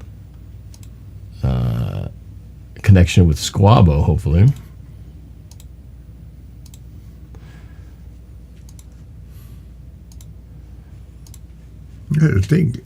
I think David said he wanted to meet Squabo. He did. The only problem with that, though, is that Squabo's going to be at Wazoo in Eastern Washington during the time of that game, so that probably will not happen. But maybe there's some other guys who are on this side of the water that can do it. You and Squabo were at the Mariners game. Yeah, I had a rare chance to meet up with Squabo during the Mariners game. Unfortunately, it was the one game against the Yankees that we played terrible at. We had a terrible game 1 and lost it, and then we played that miraculous second game that went to 13 innings and won heroically. And then the third game was another close one that was another good win. And we missed the good ones. It's like went to the worst game. You and Squabo were bad luck. Oh, it's too bad. We could have been part of an awesome game. Instead, we got the short end of the stick. Oh, well. So I'm going to try to get Squabo here on the link, but let me get the. Let's see who else we got in here. Let's go with Shay's Seahawk Raptor fan. Shay's Seahawk Raptor fan. Bonjour, NorbCam. Salut. Who's this? Shay Seahawk Raptor fan. Yeah. Where are you from? Bonjour. I just said over a year ago, man. Toronto. Oh, from Toronto. So you're north of the border. That's right. That's why you're the Raptor. I gotcha. So what's your thoughts on this Seahawks team so far, and what you're expecting from the Seahawks in 2022? It's just safe to say we're gonna go 3-14, I'd say, or 4-12, man. 4-12? That's terrible. Yeah. That's a terrible record. At least I hope we're going to beat the 49ers and Cardinals at least to upset Awesome Kid. Yeah, we have Awesome Kid, the Cardinals fan, who I haven't heard from in a long time, but he's back blowing up the chat with all his Cardinal craziness. Yeah, man. We'll see what happens in here, but yeah, a lot of uncertainties here with the future. I'm not blown away yet from what I've seen. I've seen a lot of missed tackles and soft coverage, and offensive line has been okay. Poor tackling, really. But I hope that's this team is going to have to really rely on running the ball and playing good defense. So far, it hasn't been great at both yet. So Rudolph to number 16. Say that again. Number 16. Talk about Lockett? That's Lockett. Oh, he's not there. All right, back to the game here. Wow, look at that. Another first down. The middle linebacker is not covering good. Well, Jordan Brooks, our starting, the heir apparent to Bobby Wagner, is not in the game. Mm-hmm. He is. Oh, we got a subscriber. Thank you, Unworthy, for subscribing. I think is what it says. We don't. He's not playing in this game right now. I think he was banged up a little bit. So we got a lot of backups in there right now. Yeah. Here we go. First and goal. Oh, it was broken up. Good breakup this time by Jackson. Number 30, Jackson. That was a good play finally. That was it would have looked like a touchdown, didn't it? Touchdown. Yeah, Michael Jackson. breaking up the pass. Actually, no, he just dropped it. Yeah. He didn't really break it up. It went through his hands. Oh, he just dropped the football. Yeah, I just dropped it. That was not really a great play. I mean, he was there. Maybe that's why it messed him up. We actually had a Michael Jackson on the team years before in the 70s. He was a middle linebacker, number 55. His name was Michael Jackson. Wow. This guy, good running. I don't know. You wonder, is it good running or is it bad defense? Or good offensive line and bad defensive line? Looks like they're pretty strong at running. They are a pretty good running team. Ford, is this UW guy? That's Puna Ford, one of the returning guys that we've had. Mm-hmm. So it's third down and goal. I could try to get a stop. It would be cool to see them get a stop here and force them to either have to kick a field goal or go for it short here. It's third and goal from about the 3-yard line. With a fumble or interception, you never can tell. I thought they said we had a good defensive team. That's what they said anyway. Well, there's a lot of promise. I think we have a lot of good depth at cornerback. We have a lot of guys who are out with injuries right now, at corner especially. So we're not really seeing the top guys. We're seeing a lot of the rookies right now from the get-go.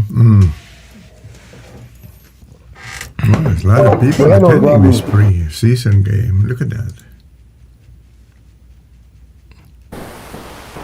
You're saying? So there's a lot of people attending this pre-season. Oh, sorry. I'm sorry. What do I think about what? What do you think about my vintage Seahawks logo?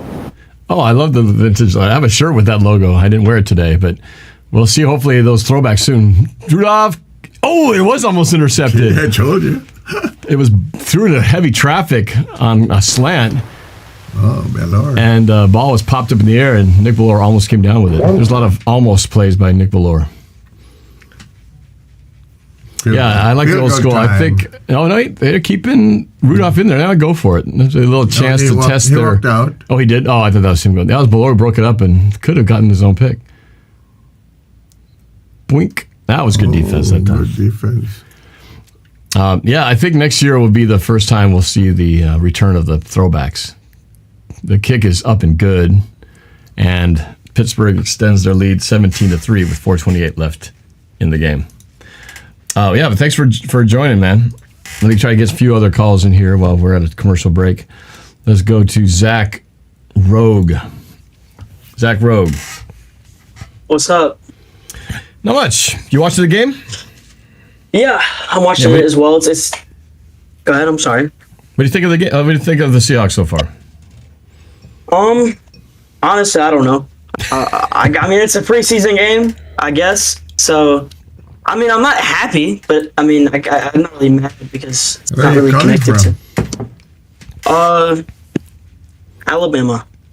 We got a lot of people from the South calling today. Yeah. We got a couple of Atlanta guys, somebody from, was it one of the Carolinas or something? Someone from down south, and then we got you from Alabama. Yeah, I That's think I pretty talked cool. to We you have so many Seahawks fans in the South. Yeah, I didn't even know that. I've never seen another one. I imagine it's got to be hard to find given, all the teams that you could choose from down there. Are you a transplant or are you from Alabama and just happen to somehow get connected to the Seahawks? So I was born in Mississippi, but I've lived in Alabama pretty much since I was like 5, and I'm 17 now. But it was like I've always liked football, but I never really paid attention. I think technically you could call me a bandwagon, but I think it was the Seattle Broncos Super Bowl, and I just said whoever wins, I'm gonna pick. And I've just stuck with them since. That's cool. Man, there's 3-0, Norb, according to Alena. It's fair to say I'm not a bandwagon. Sorry, I was just checking something on here. Hang on a second. No, that's cool.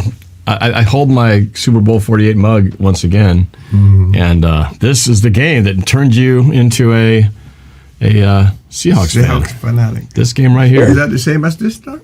Same one. Cheers. Yeah. No, that's cool. I'm always interested to see how people, become fans, especially from other cities, because, for me, I just root for the home team. I'm a Sonics fan, Seahawks fan, Mariners fans.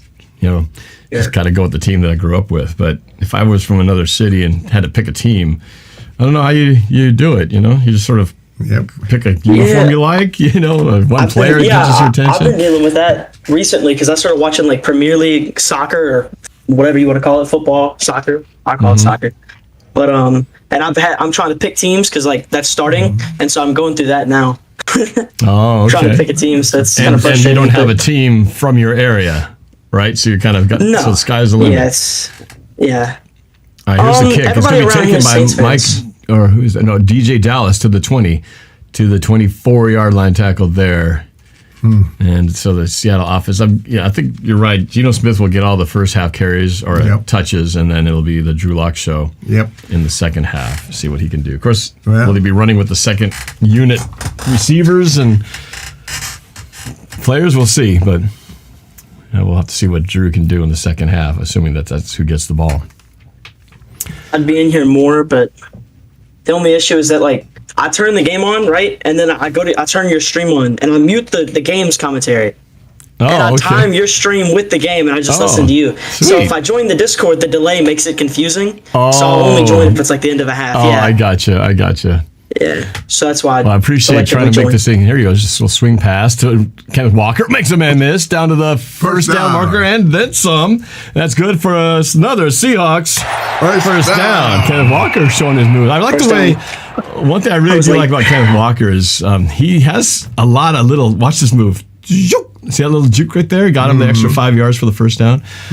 That's what I like about him. There's been some comparisons with him and Barry Sanders was an early comparison. That's a big leap to compare to, but I think what they mean is just his ability to move side to side and make guys miss. He's got to throw a bomb. I want to see it. Let's see him go into 2-minute mode. Yes, 3:42 right now. Let's see him get down the field. Let's see if we can do it. Hand off Kenneth Walker again. Makes another man miss. Hit for about a 4-yard gain. Yeah, one thing I felt like we learned about Geno Smith last year is that he doesn't have the ability to close out and win a game when the closing time happens. So I'd like to see them make this feel like this is the end of the game. Geno's got to get down the field and get a touchdown to win the game. With 3 minutes to go? We all know Russell Wilson, that was his signature thing, right? 2 minutes left. Russell Wilson's going to win the game for us. At least he did in the earlier years. Well, let's see it. 3 minutes to go. Let's see what he can do. He's going to throw. He's going to roll right. Looking. Throws downfield. Come on, complete. Oh, wait, no. Noah Fant complete the catch, but did not get the feet in, bro. You got to drag those feet. That was a good throw. 1 foot. That was a good throw. That should have been a catch. That should have been a catch.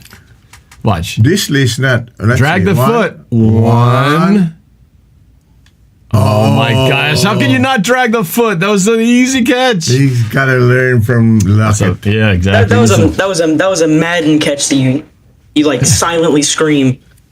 Yeah, exactly. That's a receiver's fault. Wild. That's not Geno's fault. That should have been a completed pass. He for should 20 do yards. the Steve Legend catch. Throw it. Geno's going to throw. There. Oh, my gosh. come The Brady on. one. Bo Melton, another rookie, off his chest plate. Incomplete. That would have been a 9-yard game. So right now, these receivers not helping out their quarterback, making Geno look bad. Yep. Because of miscues by the receiving core right now. I don't, Bo Melton, he's new, he's young. I kind of don't blame him, but Noah Fant, he's been around. Young. He should have had a play. Oh, no, I was fourth down. Never mind, it's fourth down already. Fourth down. And like I said, when it comes down to it, whether it's Geno's fault or not, for some reason, when it comes down to like, okay, Geno's got to take the team down the field, I feel like it just doesn't happen for whatever reason. Well, let's see. Punt is caught at the... Yikes. Touchback. Bounces in the end zone, another touchback. So Michael Dixon, a little deep on his kicks today, not nailing them between the 10 and the 5 and 10 yard lines, going in the end zone a couple times now. So we have a few Seahawks fans out there. There's a few fans out there. That's I'm interested to see the Seahawks without Russell Wilson, because I think they drafted him when I was like 5 or 6. Well, that was 10 years ago. So take your age minus 10, and that's it. So you must be, if you're 15 or 16. Yep. 16 or 17, give or take. You're just elementary school, first grade. The first. Yeah, I was. Brian Roberts in the chat. What's up? All right, here we go. So the Pittsburgh Steelers will try to do their 2-minute offense. Pick it! Oh, off the hands of the receiver. Another near interception floats to the ground. Come on. All right, Zach, hang tight. I'm going to go try to bring a couple other people in here. I got to work on getting Squabo into this halftime. So you have a nice afternoon or evening, rather. Enjoy the rest of the game. It might grab you a little bit later, too. So hang tight. Thanks for joining the show, man.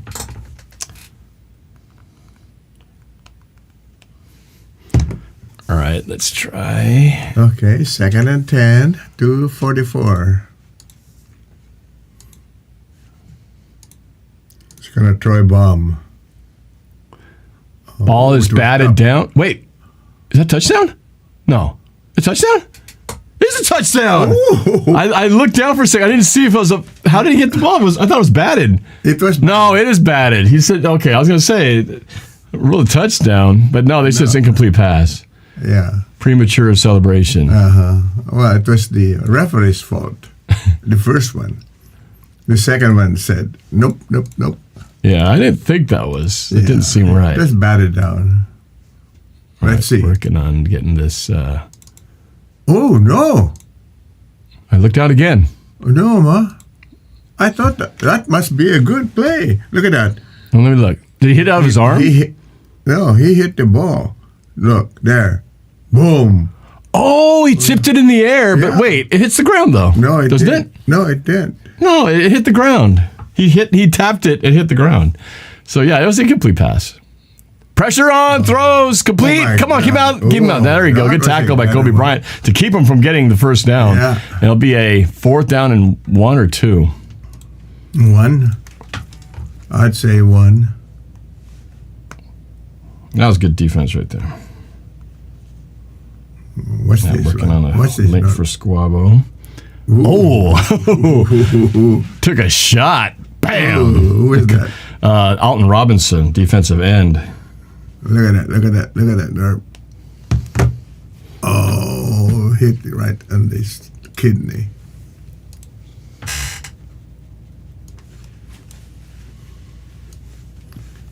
That's interesting. With only 2 minutes, they're showing a little better performance. Yeah, the defensive line kind of getting in there, wreaking some havoc. Only a little with bit. 2 minutes left. They didn't do any good. 57. You said he's Cody hurting? Barton. Yeah, No, Jordan Brooks, number 56. He's the starting middle linebacker. Cody Barton, though, is one of the I thought he was other guys. This guy is the middle linebacker. Well, now they have the 3-4, so they have 4 linebackers now. So there's not really a middle linebacker anymore. It used to be, but so now I think Cody Barton and Jordan Brooks, the 2 of them will be the inside linebackers, and then you got other guys filling in, Nick Valor and other guys doing other linebacker positions. Let's see. Hopefully Squabo can meet up on this version. Let's see who else we can bring in here. How about... Oh, there he is. There's Squabo.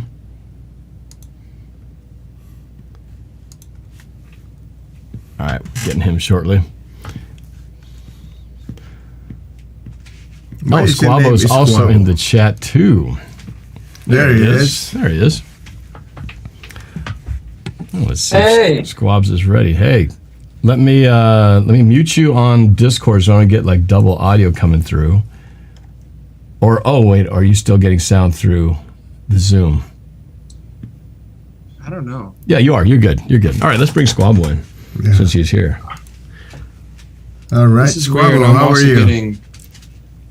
I don't know. I can hear everything twice. Oh. Well, you sound great right now. Oh, you know what you should do? You should just jump out of Discord. You're getting the Discord and the Zoom, I think, at the same time. Just jump into the Zoom. You're on the Zoom right now.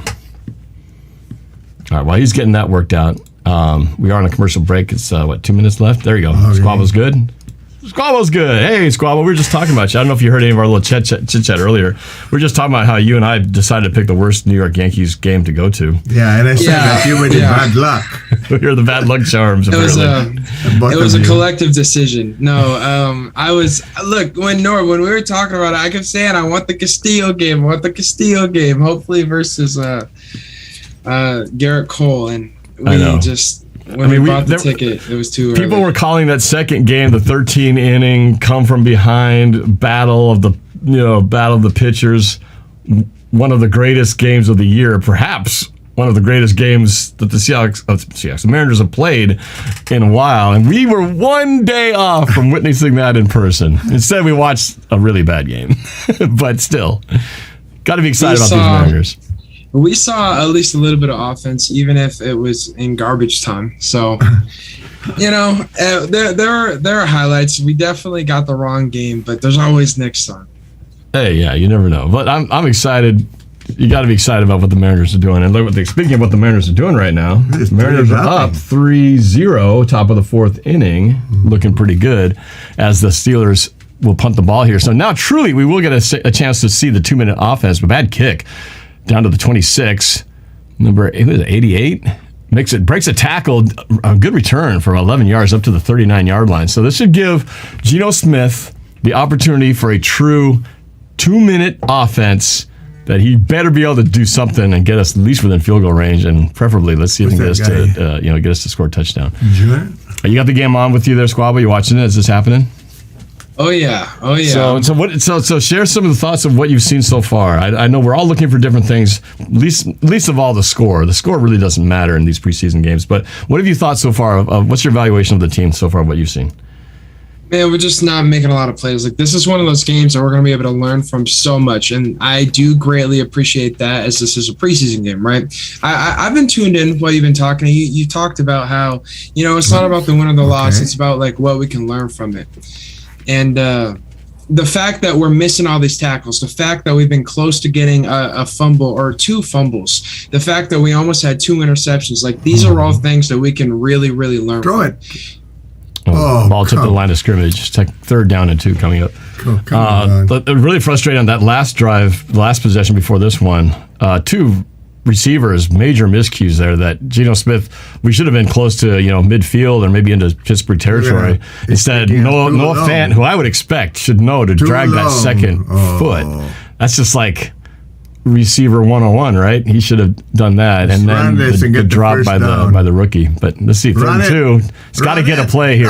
Under pressure, escapes, does a little Russell Wilson act. He's going to run it. He will get the first down to the 50, out of bounds at the 47-yard line. So Geno getting it done with his legs, crashes into the bench, but he's okay. All right, so Geno, a little bit of Russell Wilson-esque. It's funny. My TV's a little bit ahead, so I'm sitting here very quietly. Well, let me see if I can. No, this is as advanced as my Xfinity will give me. So whatever reason, you're getting faster than I am. Geno dumps it down to Travis Homer, breaks the tackle to the 40, down to the 38-yard line. Timeout. 1:10 left. Seattle's got 2 timeouts left. 1:06 and counting. This guy Homer has been showing something. Homer's been doing some plays. I like Kenneth Walker too, though. Kenneth Walker's been showing what he can do. A little shake and bake. Run. Draw play Homer. Oh, yeah. First down and more. To the 30. Outside, out of bounds at the 29-yard line. That's good for another Seahawks. Good. First down. Hey, what's up with that? my button's not working. This is just like the Seahawks offense. It's not functioning correctly. Wow. Uh-oh. Well, that's no good. Seriously. It's like Noah Fant not putting a second foot down. Here, I'll just have to do it Emmanuel style. Go on, throw it. Throw the bomb. There you go. Now, there's a good play down to 88. Disley? No, it's Johnson, right? Yeah, Johnson. This is not playing, huh? No. We haven't seen any of the big time starters, right? Like, didn't Metcalf or Lockett, those guys even play? They didn't play, did they? No, he did. Lockett did. Yeah, no, it's the backup show today. Yeah, Cade Johnson, he was the one with that. That's a nice throw. That's down to the 7-yard line. That's a nice play. All he has to do now is throw. All right, so this is let's see it. Let's see if we got hit. Let's see if Geno can do a touchdown drive with 2 minutes to go, starting in his own territory. 46 seconds. There's no reason not to score a touchdown here. Let's see what the offense is cooking. Shane Dude, Waldron. it's crazy. It's just like when we had Russell Wilson. Offense struggles, weak play calling for the entire first half, and then the 2-minute drill, and we just go right down the field. I always wonder. I hear the subtext of what you're saying, and it's like, see, because we have the same coach in Pete Carroll, that's why we're seeing the same results. It's not the quarterback, it's the head coach, right? Isn't that what you're trying to say, Squabo? You know me a little too well, Norb. I'll give you that. But that's true. No, I see the picture you're trying to paint here. They play the best within the 2 minutes of the game. That is definitely Seahawks football for the past 10 years. Somebody's 24 got something. Is he hurt? No, who's 24? 24. Marshawn Lynch. No, not anymore. Just right. Justin Coleman. Justin Coleman used to be 26. He's 24 now. I gotta get used to that. I think he got a little bang up. Here you go. Trips left. Wow. This is going to be a touchdown. First and goal from the 7. With Geno is going to throw. Throws middle of the field. Oh. Pass interference. Parkinson was covered. Incomplete pass. You think so? I thought he had a hand on him. I know there's a little bit of contact, but I think he might have had a hand on his shoulder or something. It looked like he was hanging on to it. He was draped on him pretty good. What's this? It's hard to tell from that angle. Yeah. Second and goal from the 7. He's going to draw play. Homer, 5 to the 2. Right, to the 2. 37 seconds left. Look familiar, Norb? Yeah, I know. Homer's Slant play. Homer's the only 2 one receivers left. Gosh, this is almost ignored. They ran. Run this. Play action. Geno will do it himself. Woo! That was a good one. My buttons aren't working. They faked it to Homer.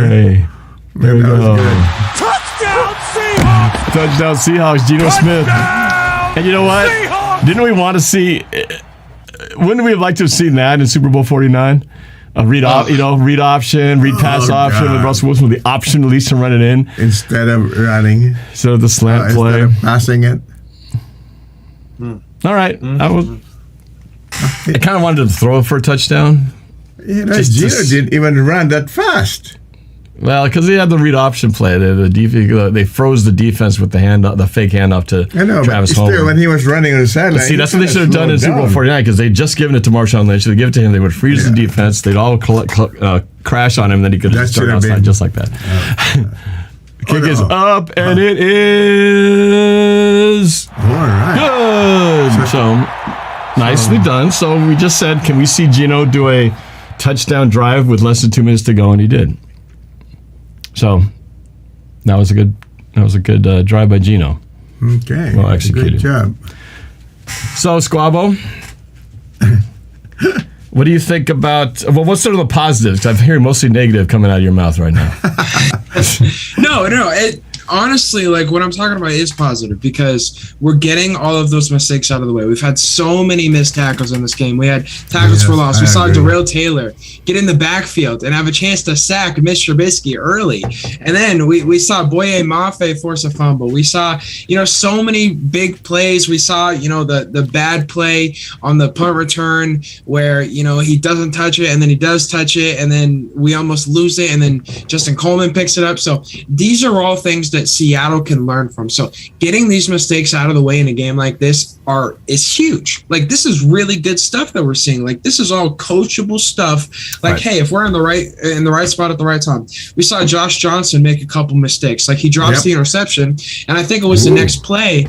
They sent him on a blitz. They blitzed the exact side that the running back runs towards, and he's in the backfield. He has a chance to make the play. He goes too far upfield. And the rule of thumb, at least back in my high school day, that they would always say is you don't go more than a yard and a half upfield. He went further than that, and then he got beat by behind, and the running back got behind him. So that's one of those mistakes that if you make it, now is the time to make it so that we can coach you up and get you right for the regular season. I think the fact that we have so many flashes, so many close plays right here, this is that game that we're going to think back to if we even remember that it happened towards the end of the season. And we're going to be like, yo, look at the progression that we made. I think this is a sign of great things for Seattle. Yeah, I agree. These mistakes that we're seeing are... they're not like where you go, oh my gosh, these guys have no skills. It's kind of like, drag your foot next time. Make the catch next time. Little things that are, like you said, fixable. Stuff that I think the next time they're in that situation is going to be better results. So that's the end of the first half, 17-10. Not that the score really matters, but well, are you? I assume we'll see some of Drew Lock in the second half. Yeah. I don't know. Are you? What do you expect to see? Are you going to see something that's going to make your head turn and just go like, "Wow, see, this is what we're talking about," or do you feel like we're going to come away from this game feeling like I don't feel any more clarity has been gained after watching the second half than I did before the game even started? What do you think? I think it's going to make a lot of sense. I think what we're going to see is 2 touchdown passes and an interception by Drew Lock. I think it's going to be exactly the reason that Pete Carroll is hesitant to start him. It's because he's a gunslinger. He's going to throw the ball. He's going to take shots. He's going to take chances. He's going to keep his eye down the field, hopefully, more than Geno Smith when he's in the pocket getting pressured, right? And so we're going to see him attack the middle of the field. We're going to see him attack the seams. We're going to see him hopefully attack Noah Fant down the field, kind of like Geno did, except maybe this time it'll get completed. Maybe just a little chemistry could help out there. I think what we saw in the first half that nobody is talking about yet, but really needs to be said, right tackle. Can we talk about Abraham Lucas? And yes, I have a bet, so I am invested in his amount of performance this year. We should make sure for those who don't know, Abe Lucas is a former Coug, while Squabo is a current Coug about to graduate as a Coug. So there's no bias at all here. But nonetheless, go ahead, man. Thank you. So I covered him personally. I got to meet this guy. This guy is such a nice, gentle giant. Like, he's the coolest guy on the football team. Like, he is that guy.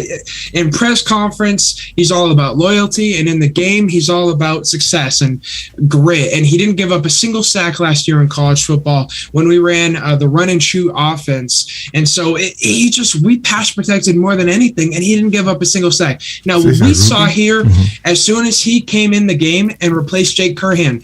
Jake Curhan was in for, I think, the first 2 drives. The third drive, or the first drive that Abe Lucas goes in at right tackle, that's when we started to see Travis Homer pop off. That's when we saw that huge run to the outside and the short catch for Travis Homer.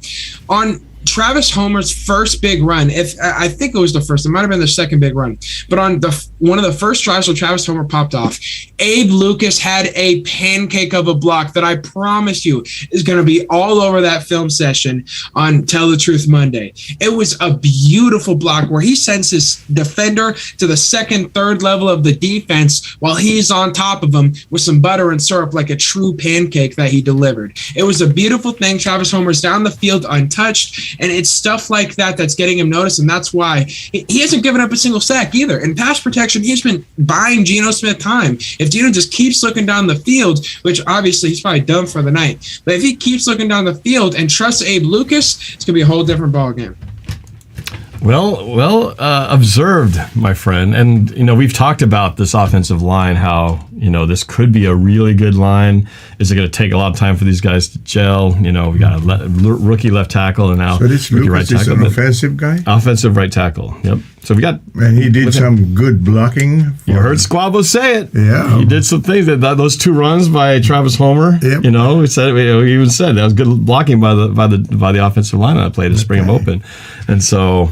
Yeah, no, that's encouraging because, during the draft when the Seahawks went O-line early, you're like, okay, this is actually making sense. And I kind of like the picks. This is confusing because usually the Seahawks do something really puzzling that make you wonder, what were they thinking? Kenneth Walker, the most debatable one of the entire time, and I think we could all agree that Kenneth Walker is... What number is so I could watch Abe Lucas? Yeah. What number is Abe Lucas? 72. 72 on the right side. Okay. Right tackle. What do you think of Kenneth Walker? You haven't talked much about him. Yeah, he's looked good. And one of those things that was kind of misconstrued coming out of college, or maybe not misconstrued, it's just what we weren't sure about how he was going to do in the passing game. Pete Carroll has been talking about it a lot in press conference, and we know very much at this point that, we got to take what Pete Carroll says with a grain of salt in press conference. But he's been talking about how Ken Walker has been so focused on doing literally everything that they asked. He wants to be great, and he's one of those guys that's dedicated. And you listen to his press conference, and you just hear the same thing. You see how he plays. He's pass blocking. He's catching passes. He's making guys miss. He has looked solid in this game. He's looked good. So I think, in terms of fantasy value and stuff, I've heard people say, I'm not drafting Ken Walker because you're relying on a Rashad Penny injury. It's not necessarily true. I think towards the end of the season, Ken Walker is going to have a really strong run. He could be a guy that wins you a fantasy championship, but for the first 6-7 weeks of the season, he's not going to do much. So if it's me, I want to trade for him halfway through the year. In terms of just what we're seeing from a Seahawks perspective, he is a guy that sparks the offense. He's a guy that is electric. He's a guy that inspires the guys blocking for him. I was concerned watching Jake Curhan in the first half. It's not that he played terrible, but he didn't give the line the boost that they needed, that Abe Lucas gave. And we saw the offensive line. We saw Phil Haynes in there looking the wrong way when Geno Smith got sacked on the first drive of the game on 3rd down, right? He was on the wrong side. As soon as you see like a whole bunch of pressure around the quarterback, you instantly look to the offensive line and be like, who let that guy by? Phil Haynes looked guilty. So that whole comparison of Phil Haynes versus Gabe Jackson, I think Gabe Jackson definitely wins that one right now. Well, I've got... while you're on here, we've got New York Vinnie, who was kind enough to join the beginning of the show, joining the show once again, which is I'm extremely honored that he would take the time to do this. And you remember our friend Squabo, right? Oh, yeah, without a doubt. Hey, know what's happening, man? Nice to see you, big bro. How you doing? Good to see you too, man. I was listening. Oh, I'm sorry. I was listening to New York Vinnie at the start, and like what Vinnie was saying, nobody get hurt. Couldn't have said that any better myself. I love that mentality heading into it. Yeah, it's an exhibition game. You're really looking at what you have more than anything else. I'm not even upset that Kobe Bryant got juked there a little bit on that one play. I definitely got not a little bit. He got juked a lot, but his plane ride home is going to be interesting. But that's it. You just and you see it from the beginning. The defense is coming together. The offensive line's really coming together. They're moving the ball a little bit better in the second quarter. That's all you really want to see here. I don't need to see any big plays. I just need to see guys that can move their guy out of the way, open up some holes for some running backs, do that kind of stuff, And nobody has been hurt yet. Geno is Geno. Are you excited to see Drew Lock in the second half? Do you feel like... It's like I'm almost as excited as my first girlfriend. Well, I hope he's going to play. We don't know yet. But most likely he's got to play, right? I'd be shocked if he didn't play, but yeah, you never know. You never know. But yeah, he's got to get. John Schneider's probably on the phone with Pete right now. Get him in there. Anything else, Vinny? Any other observations from this first half? I know you say you're not looking for much. It's just every play, don't get hurt. Just Don't get looking hurt. to see everybody's in their right place. I'm looking to see that. They got lucky with the field goal that hit the post and won it, and that could have gone the other way. But again, first game on two, and it's two teams that are completely different than what they were last year. I'm a bit more impressed with Mitch Trubisky than I thought I was going to be, actually. Yeah.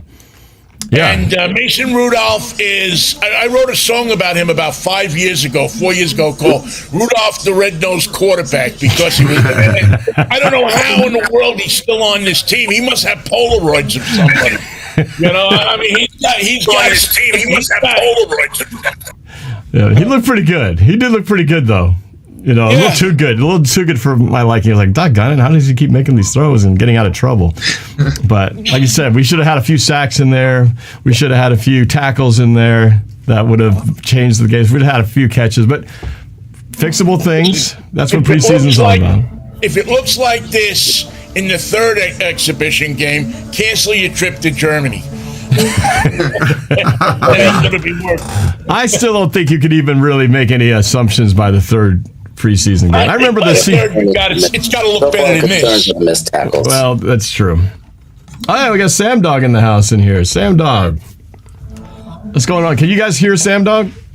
What up? What up? Yeah, you guys can hear. All right. Yep, Sam Dog.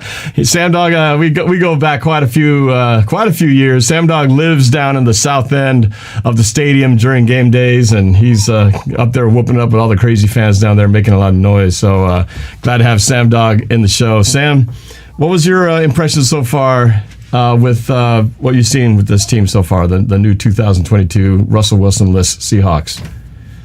Michael Jackson doesn't look bad so far. He's been jumping all over the field. Jackson looks all right. Yeah. And boy, Mafe with that strip earlier was pretty good. But my concern so far is the missed tackles. Got to fix the missed tackles, and you got to be better on third down coverage for sure. That's still an issue, and that definitely needs to be fixed still. Sam Dog, you remember New York Vinnie, right? From back in the day? New York Vinnie, Grant. I was just in New York City a couple weeks back, though. I was just there. I saw that. Oh, I'm talking about on the broadcast era. You might have been too young. You're young. You're a young pup, kind of like Squabo. I agree with you, but again, I'm going to go back to the premise. It's the first game. They're looking at things. They're moving things around. I wouldn't get too. Again, if you see this kind of performance in a third game, then I'm really worried. Then you got to get in there and fix things. Right now, they're just trying to remember what Pete Carroll told them and their coordinators told them in training camp. Remember that when they get on the field. I mean, really, you have a bunch of rookies and a bunch of guys that are learning something completely different, especially the rookies. I mean, those guys, this game is a lot faster than they have experienced before. Exactly. Well, NFL is a completely different game than college, so once you get to the NFL, everybody college means absolutely nothing. Yeah, I think it is definitely humbling for some of the rookies out there with the speed of the game. They're not as they may not be quite the dominant player they were back in college, so they got to up their game a little bit. Quick update on the score. Texas just took the lead over the Mariners 4-3. In the short time that we've been talking, it went from a 3-0 game to 4-3. They were 3-0 a few minutes ago. Yeah, I know. The rate in that short span that our bad luck. As soon as I started talking to Squabo, the Mariners' bad luck kicked right back in again, and we fell behind. Squabo, man. I got confidence in the Mariners. No one in a while. I'm just gonna block you whenever the Mariners play. Oh man! Hey, how you been, Noah? I'm good, my brother. Hey, I see you on social media hitting up the Yankee Stadium and shooting 3-pointers in basketball. Come on, man, I see you. Yeah, waxed that 3-pointer, nothing but net on Rucker, man. I had to show that. My buddy Adam, though, he freaking hits it his very first shot, and I just so happened to be filming on his phone when he takes his very first shot, and he hits that 3, nothing but net. And he has to claim the fame that he can say that he hit his first J that he ever attempted on Rucker Park. Hey, that's something special now. Yeah, to go one I for rode a one. Lamborghini this morning, by the way. I saw your Lamborghini photos. I know you're always doing that out there in Redmond every time. So, Did yeah, you see man. the video I just posted this earlier, though? Did you see the video? I didn't see the video. No, I saw the photo. I didn't see the video. I'll have to go check I just that went for social a ride media. with shout out to my friend Ted Kika in that orange Lamborghini Aventador SV. We went flying in that thing you earlier were today. riding it. You weren't just posing for pictures. You're actually driving. That's nice. No, I'm not driving. My friend Ted was driving. Well, I mean, you were in motion because usually the pictures I see, you're just in a parking lot posed in the cars. This time you're actually in motion. That's pretty sweet. Well, like the rapper and the music videos, but man, so New York Vinnie, I don't think I ever gotten acquainted with this guy. Well, New York Vinnie from the 90s to the 2000s on the airwaves constantly. Yeah, I'm an old guy that Norb is keeping out of the home. Otherwise, I'd be in the home sitting here screaming at old ladies.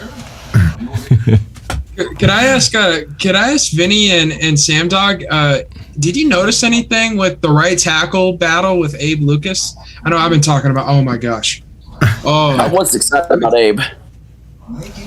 I'm sorry, I'm a little bit ahead, and I'm liking this Drew Lock guy already. Don't spoil it. I see a reaction.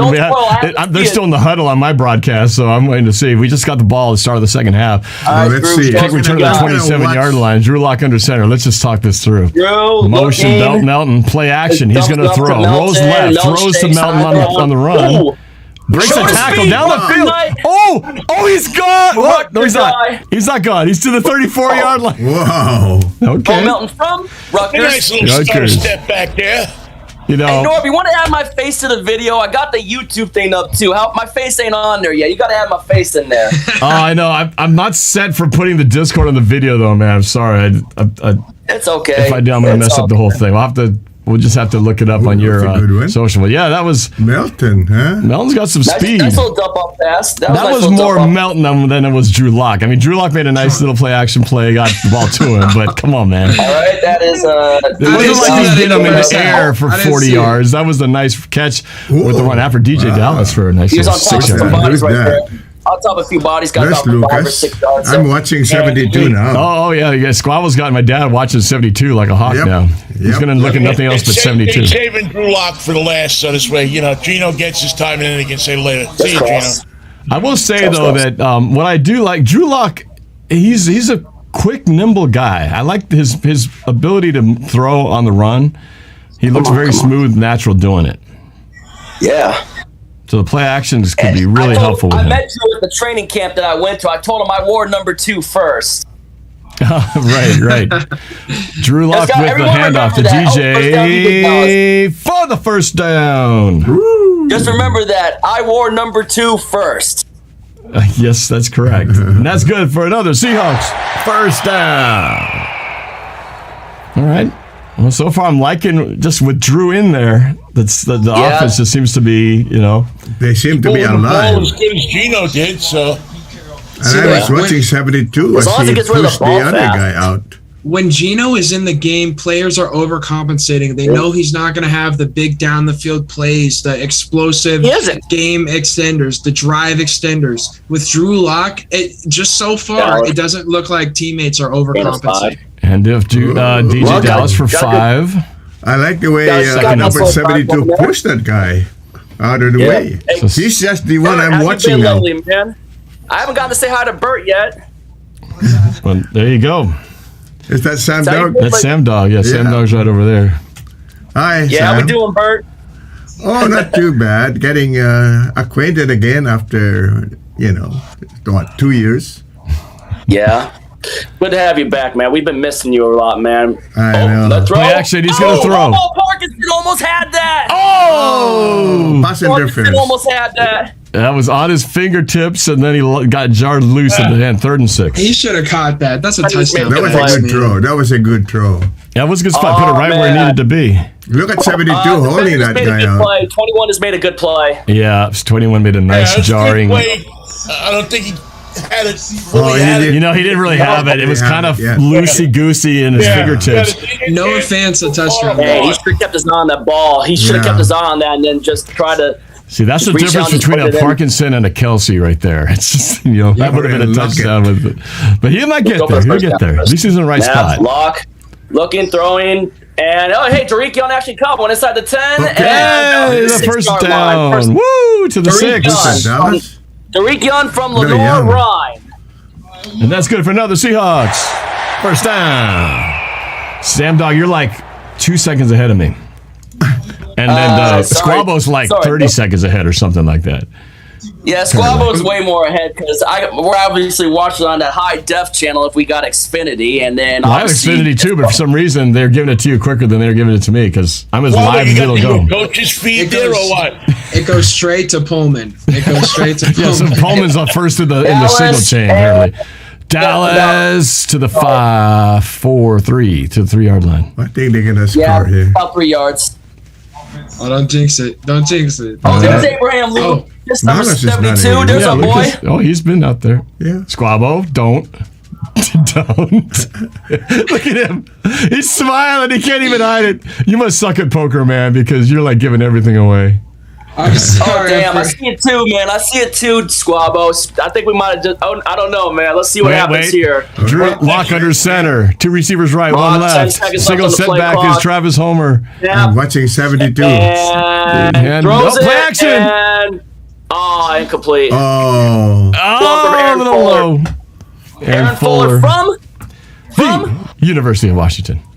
Well, that's what you're supposed to just say Washington, because I do it like, with my buddy Dallas, like Chris Berman, Tom Jackson. When Chris Berman would know the guy from Louisville, he'd be so-and-so from, and Tom Jackson would be like, Louisville?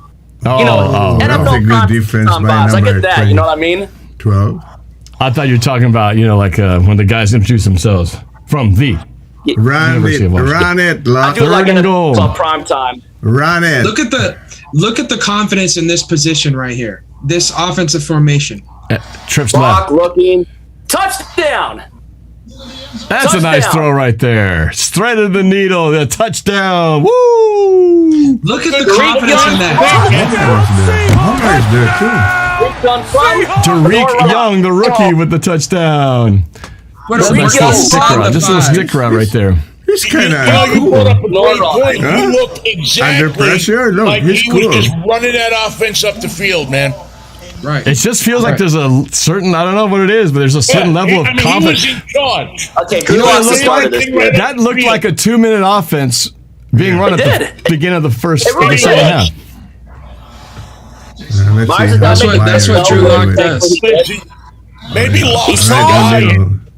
The rest of it's all just kind of. The kick is good. The game is tied at 17-17. Wow. Locke, my buddy Adam just texted me saying Locke looks more comfortable, and I agree with him on that. Well, there was a few plays that we saw Geno kind of dancing around and going, darting in, darting out, running around, kind of almost, again, looking like his predecessor and getting sacked. But Drew was just like on time. Yeah, he just stands there and fires the ball. I think he's a great backup quarterback. He's a great insurance policy. I just don't think he runs an offense. I haven't seen him run one really good. And then even if he does, in a couple of games, then you're waiting for him to throw the interception in the final minute of the game. Yep. So, listen, I think you just saw something there that's very telling. Drew Lock threw 2 touchdown passes that drive. One of them was dropped. There was another one that was pretty close, but it just, it was a great play by the defender. What we saw is the confidence in the coaching staff to put inside the 5-yard line on 3rd and goal with his first drive in a Seahawks uniform. They put Drew Lock in an empty backfield. There's not even the threat of the run to help him. So they're just saying, we're going to pass it. Our guy is going to get it where your defender isn't going to be. He's going to read. That was a spacing concept, right? And he read it like that. That is confidence in your quarterback, if I've ever seen it. Well, and because he's Locke looked a lot more comfortable. Notice how much more comfortable Locke looked at his first drive, though, Noah? He looked a lot more comfortable than Geno Smith did. Hey, that's right. Yeah. Now, see, I've been saying this is before this game now, so let's let you know what I'm saying. Like, hey, that's a 73-yard drive, his first time in a Seahawks uniform. That's impressive. Yeah. It's a good start. It's a good start. We got Amanda Kenny, joining. you're right, Amanda joining the conversation. Hey, Amanda. Work. How you guys doing? Good. We're doing great. Amanda, meet. Well, you know Squabo, you know Sam Dog, and meet New York Vinny. Oh yeah. Hey, how you doing? Hey, Amanda. All right. Doing good. Been a while. Yeah, it has. I saw the Seahawks DeLorean at RTC today. Who owns I've that DeLorean again? I've seen the DeLorean, yeah. I forgot the name of the guy who owns that. He's brought it out to Emerald Downs a few times. Yeah, I was trying to find him again at RTC because I noticed he brought his car out, and it's like, it's like I wanted to talk to the guy again because I know I'd seen him lots of other times before, but couldn't quite catch him. Well, man, I'll tell you what, though. If you see him with that DeLorean, tell him to go back to 2015 in February to Super Bowl 49. Do we really have to bring that up, man? We've already been talking about it. For that. Can we not talk about it? We were obviously both there for that, Norb. We were obviously both there. I know. I'm just saying, if you do run across that DeLorean, just tell him to dial it back to around that time period and just tell him, hey, while you're down there. Marshawn, yep. Yo, we got to update the score, brother. Oh, is it not? It's 17-17. Oh, is it? Yeah, I Hold think Drew. What, did Drew just start playing? Did he just start Drew playing? led a touchdown drive in the first 2 minutes of his start. He led like a 2-minute drill. And now Michael Bennett's interviewing Pete Carroll. I like this broadcast. Yeah, Michael Bennett is interviewing Pete Carroll. I got to hear what he's talking about. Nice. Here. Let me bring it up. I think I could bring it up here. Is that Pickett in the game now for Pittsburgh? Yeah, I think Pickett's in. Yeah, I've been wanting to see what that kid can do. The only knock I had on Kenny Pickett going into the draft is his hand size. He doesn't have really big hands, and I think that's going to be a knock on him going into the league. Those doggone small hands, man. It's like carnies. They got those small hands. I think he makes up for in brains and football sense what he doesn't have in hand. Yeah. We'll see here. That's why they call preseason the eye test, because that's when we get to see all the product on the field and know for sure what the team's got. Oh, dang, that's a big play for... Oh, man. Wow. Big hole. Oh, my God. Inside the 30. He inside the 30. To the 27. How did that happen? Is that like a jet sweep or a reverse? Dang. Somebody was not in their lane. How much time left? Obviously wasn't in their lane. Can't believe they actually had Kenny Pickett right behind frickin' I want to see what happened. Mitch Trubisky and Mason Rudolph. I was kind of surprised that they actually had Kenny Pickett behind frickin' Rudolph and frickin'. It's not going to stay like that. Who's the quarterback now? All right. How much time is left in the game, guys? We're just early as third quarter. Kenny Pickett. Oh, really? Dang, that's way too much yards right there. 6-yard gain. I want a little too much. 6 yards. That's a little too much. So Squabs and Vinny, my Zoom here is about to kick things out in a bit. I want to go watch the game. I'll let you guys watch the game anyway, so you guys can enjoy yourselves. But I appreciate all your insight. That was fun, man, having you guys on for extended time. So Vinny, appreciate nice you to guys. meet you, man. And thanks for nice having us, to meet man. you too, man. Take care of yourself. No one talk to you, man. Be good. Hey, how the Cougs looking? All right? Should I put a lot of money on them? Absolutely. Come on, you All know right. where it's at. Let's go. Fight for Washington State, baby. And that is the cue to cut this broadcast off.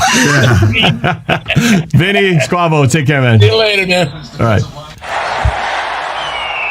Oops. No, that's not really what's happening. All right. Misfire. Not a first down. First down for them. First down for the Steelers, but we're not supposed to celebrate that. No, we're not. All right, 17-17, 8:14 left in knocking on the door again. The defense. Come on. A little concerning. Pressure. Oh, no, I just got it off, man. Got it to the middle of the field, but He might have got about loses 5 yards on that one. That's a better. One of the other things that needs to really stop with the Seahawks defense is the zone coverage. Stop playing like 5 yards Who's off the number 12 receivers. in the Not other too much team? zone. Is that Rudolph? Oh, Rudolph? The third quarterback. I can't too. Number 12 on the Steelers. Rudolph is 10. I don't know who 12 is. That's got to be the third stringer. Number 8, that's Kenny Pickett, I think. I think 8 is Kenny Pickett on the quarterbacking for the Steelers. It's got to be Pickett. Oh, is that what it is? He's good. CJG, a little noisy out there. All right, second and 8, ball at the 18 or 13-yard line. First down. Swing pass. That he's in. little swing pass to the No, he's running out of back. bounds? No, Oh, he's no, he's out of short. bounds. He was knocked out of bounds before the goal line. He's short. Yeah, it looks like he's out about. They're marking him out at the 3-yard line. Hey, do you have a DVR on what you're watching, Sam Dog? Got DVR, but I'm on normal time though on this one. Oh, I know.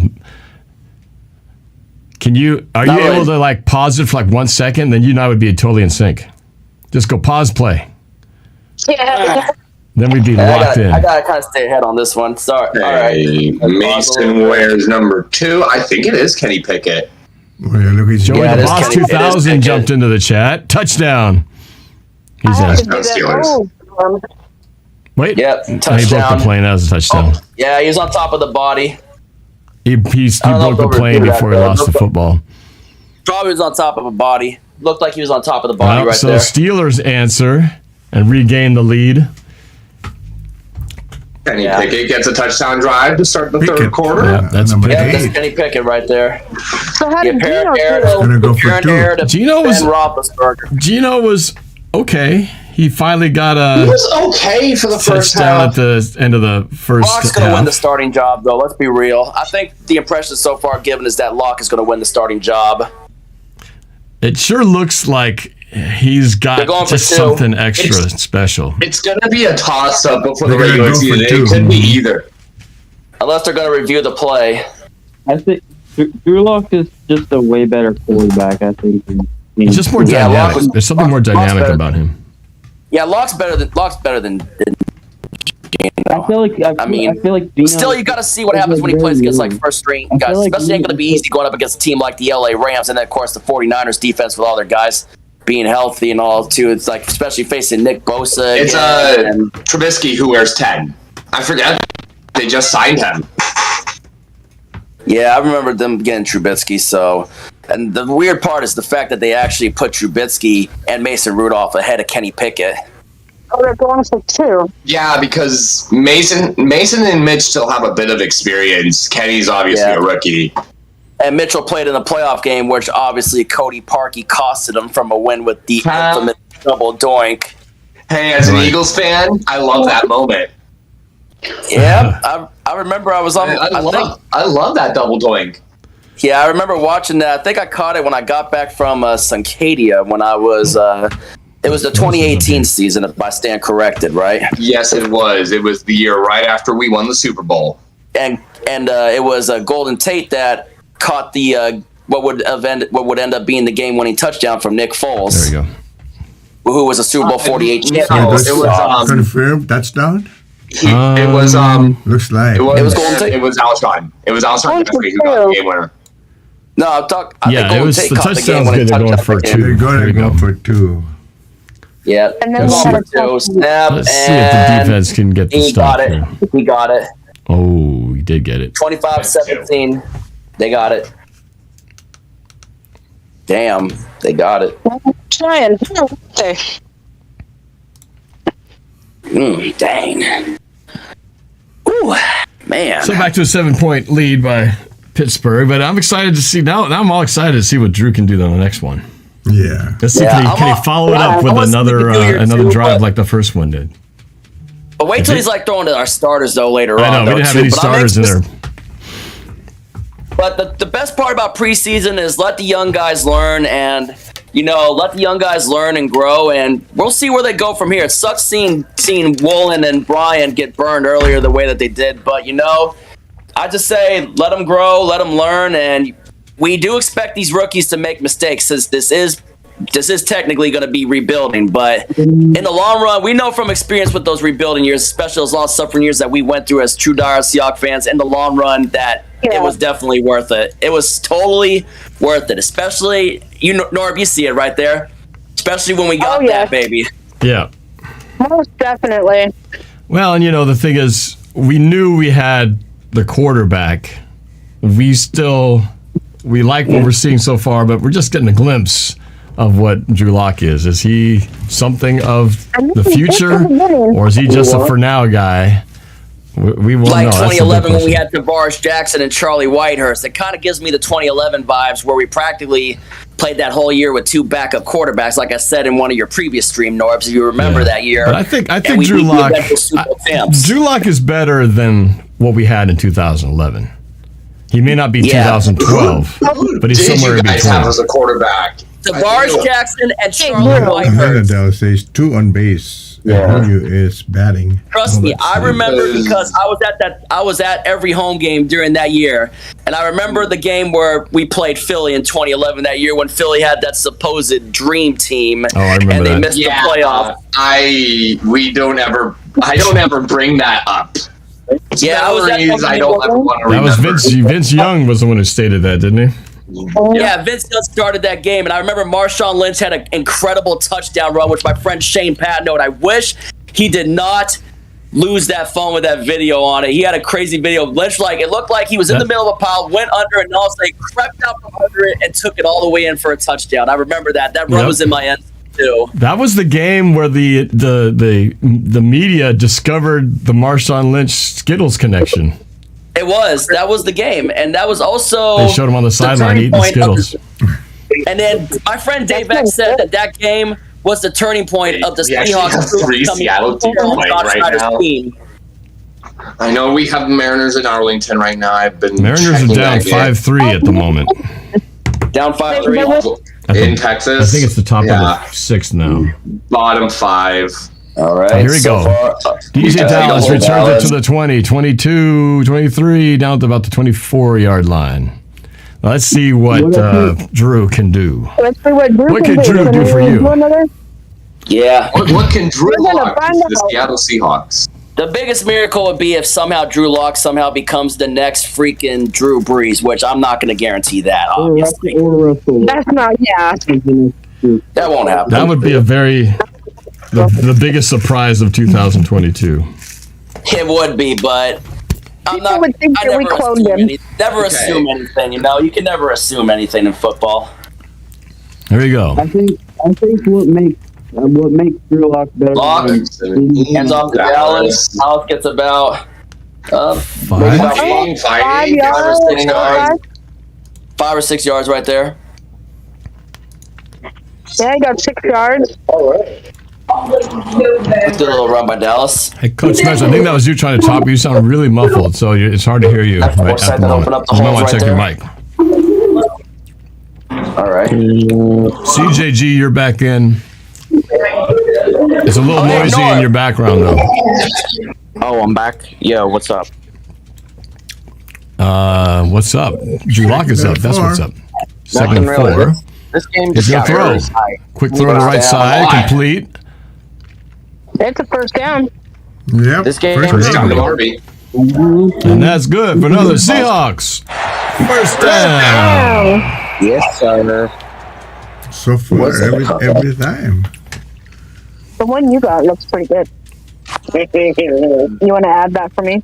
Fine. Yeah. I'm still I don't want watching to check 72 trying to see what he's Do doing. the Seahawks play my Eagles at all this year? What's that? He is pushing people. We do not play Philadelphia this year.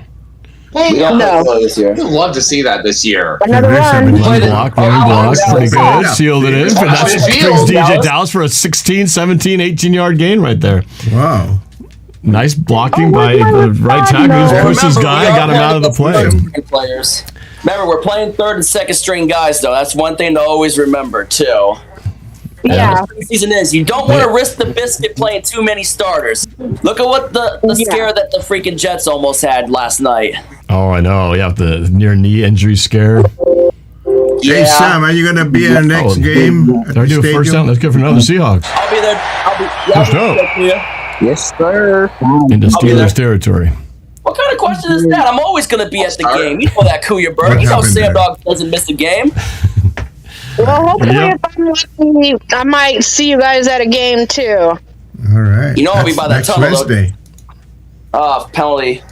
I would False like start? to see. I would like to Curhan. see ball through. Come on, Oh, Curhan. was he in place of... oh, wait. I think he's right guard. I think he's playing right guard. Curhan was one of the bright spots last year for our offense. I know you guys drafted Charles Is he Cross. What's he starting at? He's left tackle. Left Yeah. tackle. Okay. Okay. He's like 72 Walter. stuff. the position of the famed Walter Jones. Walter Jones was hyped about us drafting Cross too. And he's a Hall of Famer. Yeah. All right, Drew. I told Charles Cross at his training camp day. I met Cross at the training camp. I told Cross that, hey, if Walter Jones, a Hall of Famer, is hyped about you, then I'm on board with it too. I don't think he's in right now. Is he? I think they got a different guy in there. Yeah. I gotta Oh, go they have find my- Forsyth. Forsyth is in there now. Stone Forsyth, yep, from Florida. All right, Locke's going to throw because they had an empty backfield. Second and 11. bad Throw. Oh, it was tipped. It was tipped. Incomplete. Yeah, it was. Intended for Mabry. But yeah, it's tipped at the line of Tyler scrimmage. Third. I remember Tyler Mabry, yep. Man, please come down with that. Right there. Pressure on him. But he's sitting tall in the pocket. I like the fact that he doesn't get all jittery. He kind of stays in there. Pass got tipped, Louder Milk just got a pinky on it. Damn. That probably would have been The complete. Rangers right now. Lucky that was not intercepted. Oh, 5-4. The Mariners got a run, cutting the deficit to 1. It's a one-run game. Side. What's the Frazier. inning for the Mariners? Top of the 6th.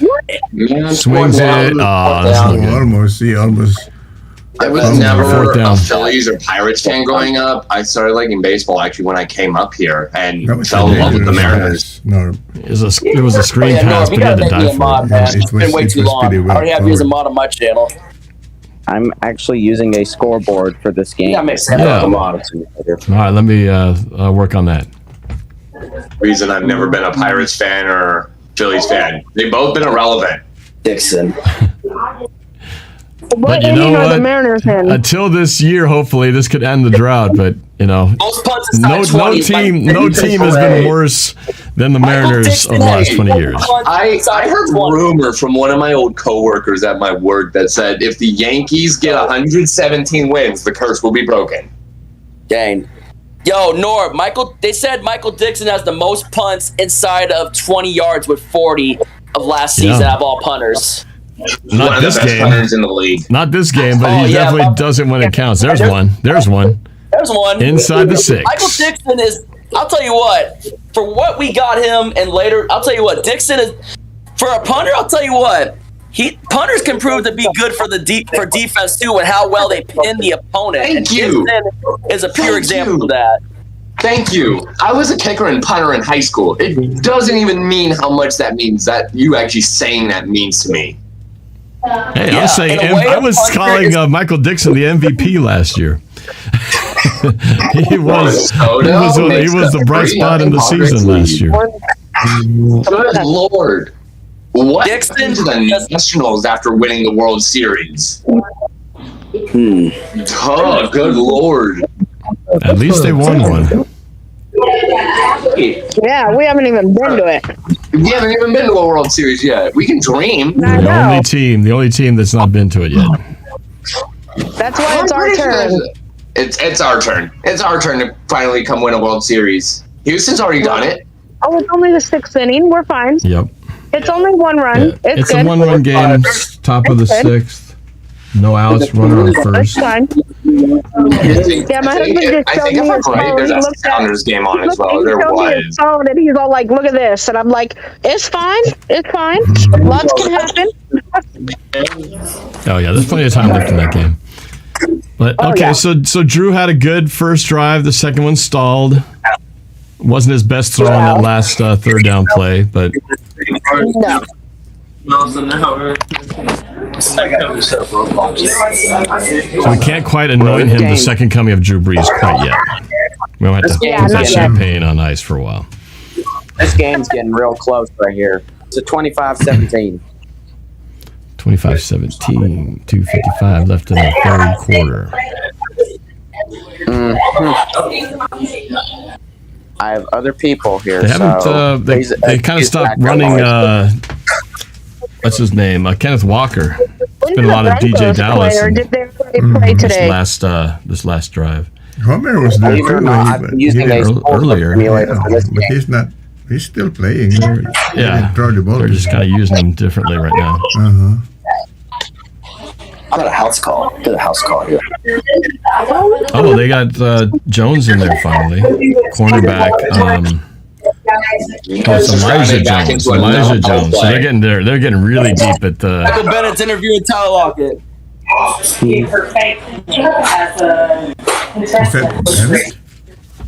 That's Michael Bennett. Yeah. There are other people here, so apologize for the background noise. Oh, I can't get my. I'm having audio issues with the broadcast. Oh well. Can't hear what they're talking about. Get him! Make the tackle. Good job. Was that Ugo Madi? It's just background noise with other people here. Ugo Also, Madi. I've been using a scoreboard. Nice job I've been there. using a scoreboard simulator for this game. Did you not realize that was him? You need new glasses. Not playing anymore. My husband did not realize that was Michael Bennett on the screen. I'm like, you need new glasses. Well, when they are in street clothes, no longer playing, they do look a little bit different.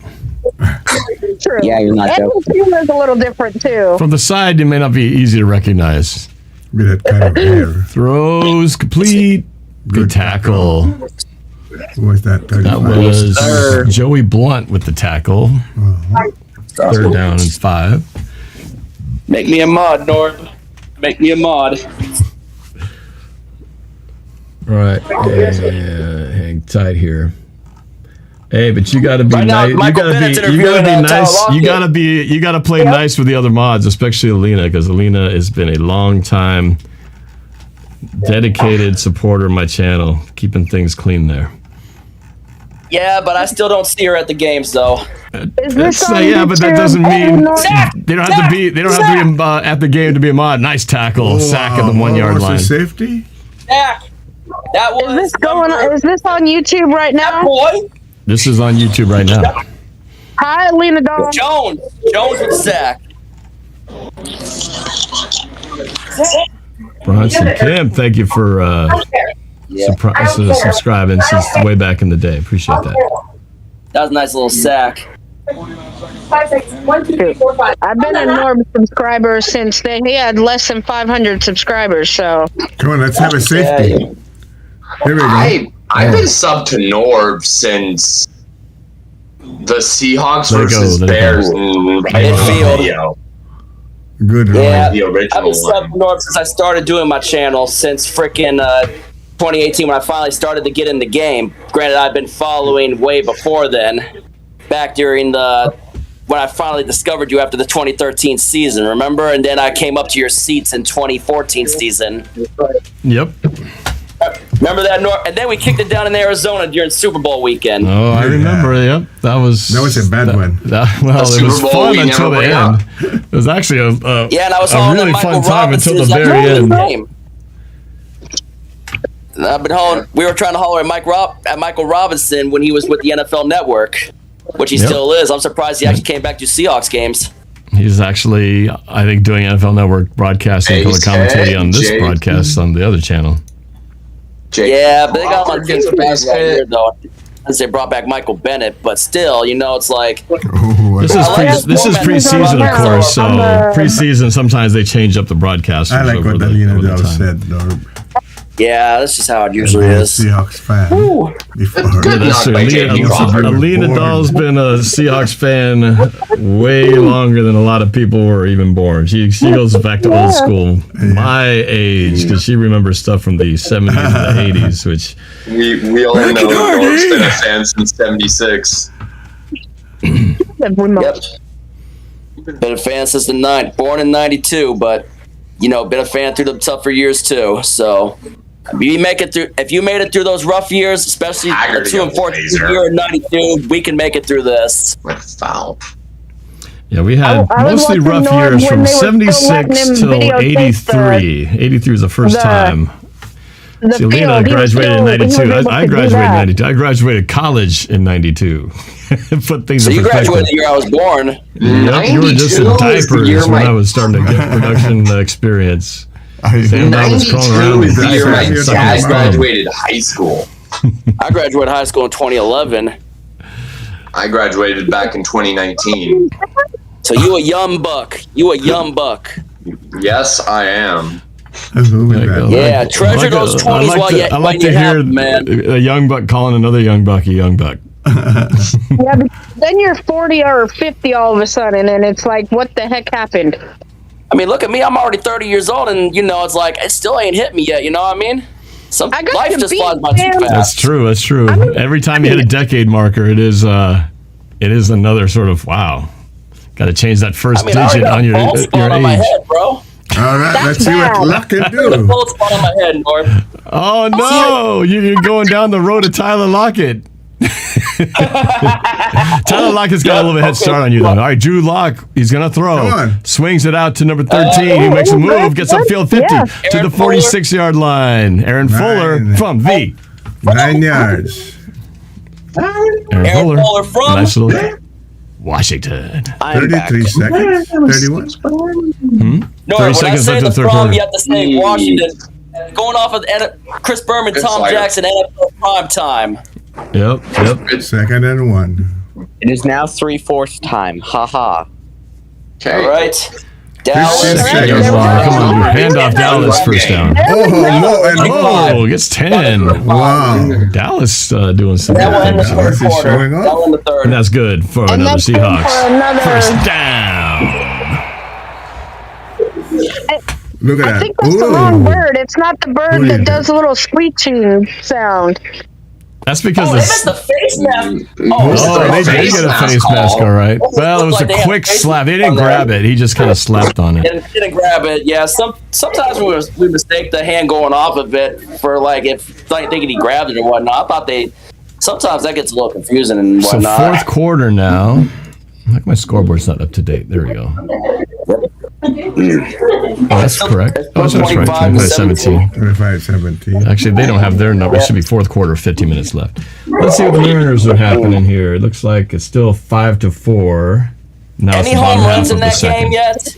Do we have any home runs? Mariner home runs? I don't know. I haven't really been Daniel Suarez just made it a one-run game.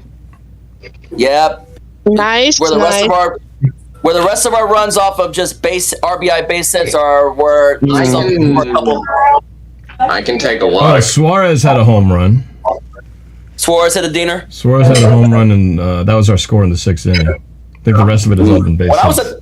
When I was at the Mariner-Yankee game in New York on my last night, Kyle Lewis had a bomb left field. I just remember we got killed that night, and then I remember Rizzo had the 3-run shot for the Yankees, and after that, I see this guy hit a home run, and I was like, oh my gosh. I look at a Yankee fan, I'm like, let me guess. Aaron Judge, and they're like, yep. I'm like, that guy's the freaking MVP this year. Yeah, that guy's a monster. He is. You just look at him when I saw him in person when I watched that game with Squabo. You just look at Aaron Judge, and he's just a big human being. He's a strong man. I think Judge hit the furthest home run in Safeco in T-Mobile Park.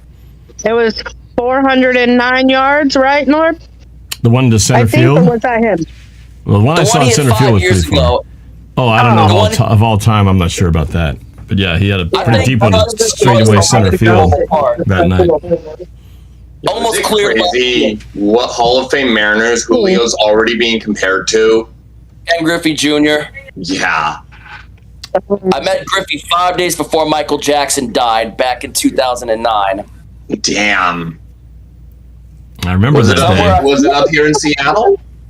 It was in his first year back in 2009 in Seattle after a game. My friend Jeremy Bryant got me down there after we had beaten the Arizona Diamondbacks. I even had the pleasure of meeting Ichiro that night too. Really, that's cool. Nice. Yep. Yeah. A while ago, me and my mom had the comparisons. I think early the comparisons to Griffey are not unwarranted. I think besides what he's done statistically, what I just like is just his smile and the joy he plays the game with. It's just fun to watch. Down. Drew Lock, nice throw to Derek Young, a rookie, for another Seahawks. First down. My buttons aren't working. I have to do it the hard way. Yeah, that was good. Parkinson here. I want to see him hit Parkinson for a touchdown, but Parkinson actually needs to bring it in. He's just got to get his hands in and vice grip. He's just got to bring it in, though. All he needs to do is just bring it in. All right, let's see. Drew under center again. Calls the play. First down on the 19-yard line. Dallas getting lots of carries here. Yep. Yeah, he is. That's about 4 or 5. 4.5 yards. 7 Looked like Trying to hop for 4.5 extra about. yardage, but I think he was down a while ago. 4.5 about. Stone Forsythe got an Let's open look hole at for him 72 right there. now. They were saying. Yeah. Look what he does. Oh, never mind. That wasn't Forsythe. That might have been. That was Curhan. Curran is kind of opened playing up a little hole right for him. guard. Curran is at right guard. We got Curhan undrafted last year, Norb.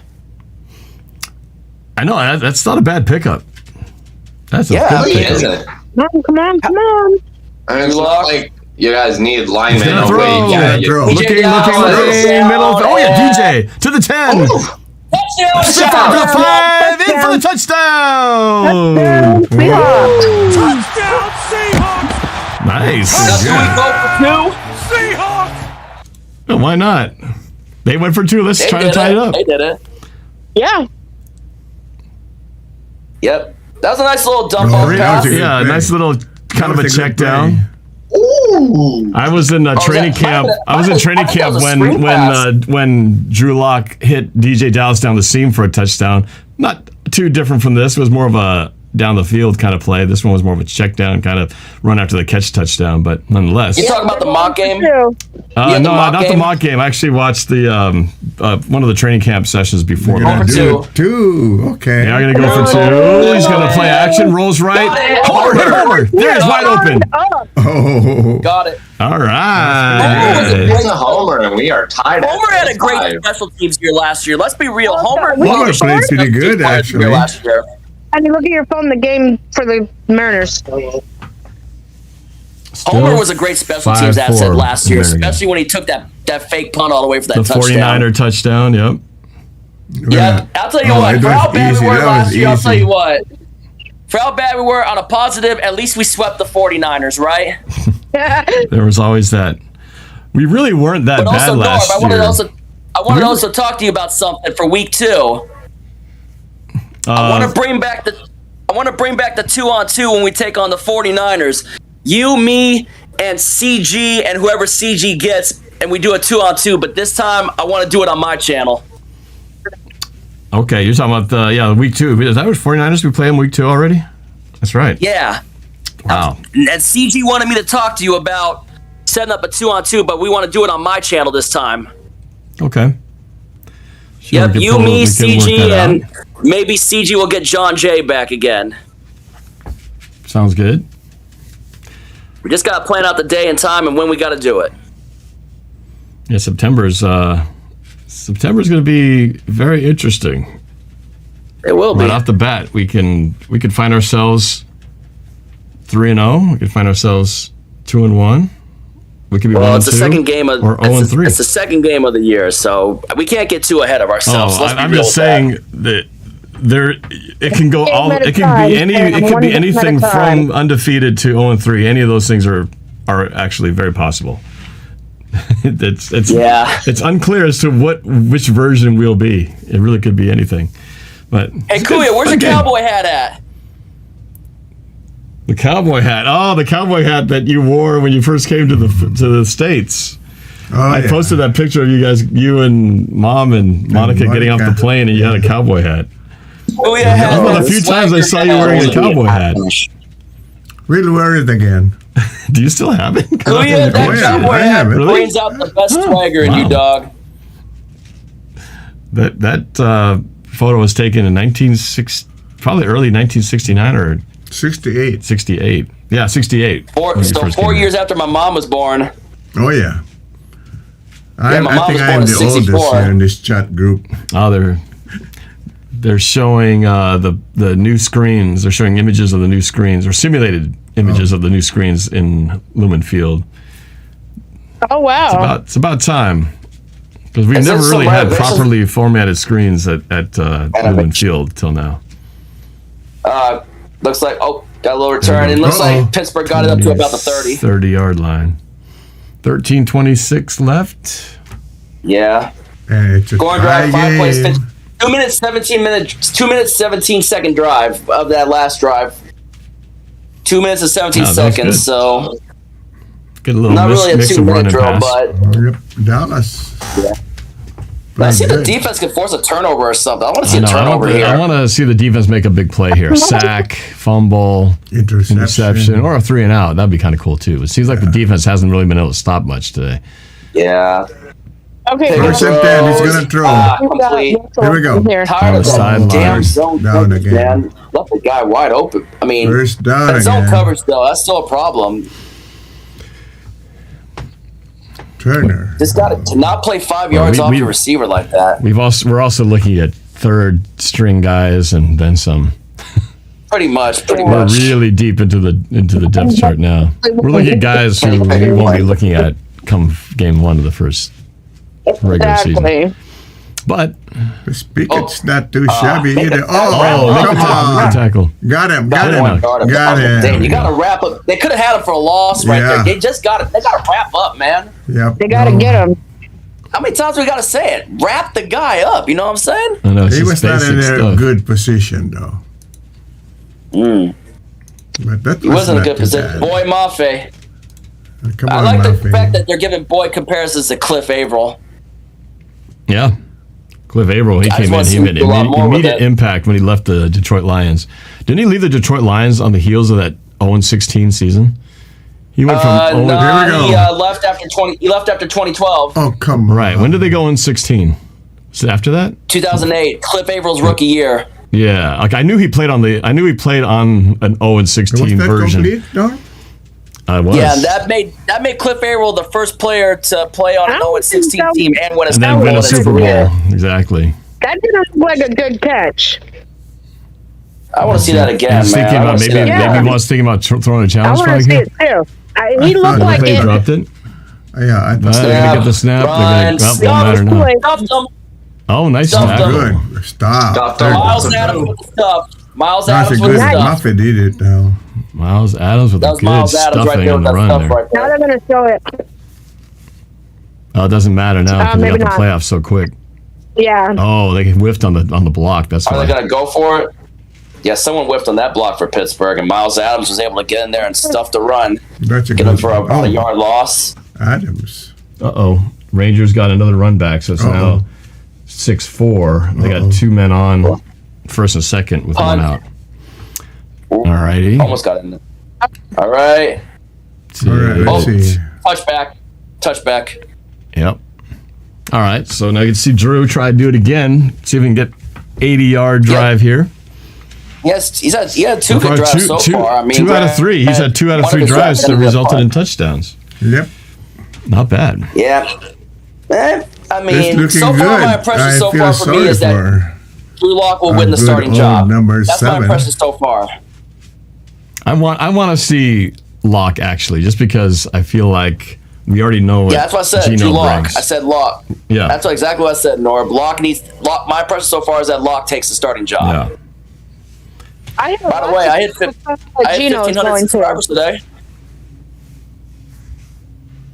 I hit 1,500 subscribers today, Norb. Well, congratulations. Yeah, it's a little bit, I mean, it's slow going, but, I'm all good with it. It's a grind, man, but, anytime you hit another milestone, it's something. Yeah, I mean, especially after the freaking meetings I had with 2 members of the Locks in New York, meeting Styles P and Jadakiss. Those 2 videos in New York kind of been some big hits for me so far. Well, right on. Sometimes that's what it takes, just a couple of sparks. I mean, it ain't just my Seahawks and football videos. For me, it's like, doing like my other passions at the same times, like checking out the cars that I check out at Redmond Town Center, and then going to rap concerts and doing some other adventures, meeting famous people. I mean, sometimes, that's I'm surprised at how much of an impact that's really had on my channel. Yeah, that's cool. The stuff that's just doing the things that you just like to do and being yourself, being authentic, that's can't go wrong with just doing that. I mean, look at CG Ruthless, too. I mean, he's interviewing former WWE wrestlers and former players from his team and everything. I mean, granted, he's a 49er fan, but, CG is really killing the game right now, too. And, I give him his respect for what he's doing with it, too. Yeah, I know. It's doing YouTube is it is a grind. You have to kind of just keep chipping away at it. And then, but that's why we have everyday jobs, too, right? Yeah. Got to make sure we're making that other money on the side too. Yeah, that's right. Brad, you. All right, here we go. All right, here we go. Let's see what Drew happens can here. do.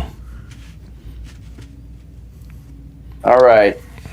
Oh, I meant to tell you, I got the Elvis movie now on video. So That movie was so good. That movie was I good. love that movie. You like the? you're did talking you know about the biggest Elvis fan Did you know around that right this here. is Elvis week, and he it is? died on Tuesday, Oh, back in Yeah, the 1977, wasn't it? August 16, Oh, 1977. right by Dallas.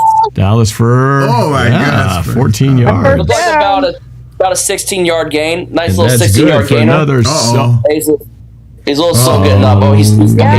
He's okay. Okay, he's okay. That's good for another He's all right, he's Seahawks. First down. All right. He's okay. Yeah, Nice. Bert, I'll tell you what. Yeah, he's Dallas is what was doing good, just like. But that looked like it hurt. Yeah, Hey, I Bert, think he's what was a little your banged up. impression of Austin Butler as Elvis? What was your impression as that kid starring as Elvis in that movie? Oh, I thought that he did an awesome job to be able to do the gyrations, the way he sang. Because I know that there was no Elvis, real Elvis voice in there. It was all his. Well, actually, I think I heard some part during the movie that they actually, because when he tried to do older Elvis, he couldn't quite get the older Elvis impression, so they actually covered up what he tried to do with actual recordings of actual Elvis's voice during that movie. From one thing I saw on another YouTube video, when things that you should know about that movie for after it came out. Although they said there was no Elvis, voice at all. So we'll see. And then Tom But Hanks was regardless, also really he did a good as good Tom job, Parker. though. Yeah, Tom Hanks Tom Hanks is. did a Yeah, it Here we was go. Here we go. very Another unique. first down. Yeah. Oh yeah! Wow. Who is that? Is Oh, that there's Abraham Seattle. Lucas up there. He's Oh, on the field boys. getting his reps. Abe Lucas is getting his Thompson. reps. And Thompson Moran's in the getting running his the ball. reps. Right. And that's good for another Seahawks. First down. Hey, that's 3 in a Norm. row. Moving the Hey, Norm, chains. how good would you say Pete and John have been at landing good undrafted gems in recent history? You look back on some of the recent ones. Curhan now, for example, and then Puna Ford before that. Pete and John have been just good at those undrafted gems, man. People talk a lot about the late round picks, but they forget about the undrafted. There we go. Thompson on the right Nice. 9 side yards. gets about 9 yards, close to a first down. 9. That was Yeah, no, they have been good. Yeah, again, they do even better with the later rounds and the free agents oftentimes. But Thompson had a nice little run right there. Yep. Granted, it's just a People strange still remember. Unfortunately, they still remember the big misses, but you make up for the good pickups later. But they kind of balance each other out. I mean, the reality is, you're lucky if you can get 20% of your picks to work into where they last for the team for more than a year or two. First down. Oh, first down. Thompson, Yeah. just barely. I think he got it. They're marking him. Oh no. Oh yeah. Oh I no, don't think not a they're good gonna spot. They're saying he's about a foot short. Yeah, I thought he got across the line there. I'll have to see the replay. It looked like he did. He'll go for it anyway. Is it third or is it fourth? It's third down, They're right? saying do it. Yeah, 3rd and 1. Quarterback sneak, first down. Yep, there we Yeah, go. there he goes, Drew. It's broadcaster said it. Quarterback sneak. And that's good for another Seahawks. First down.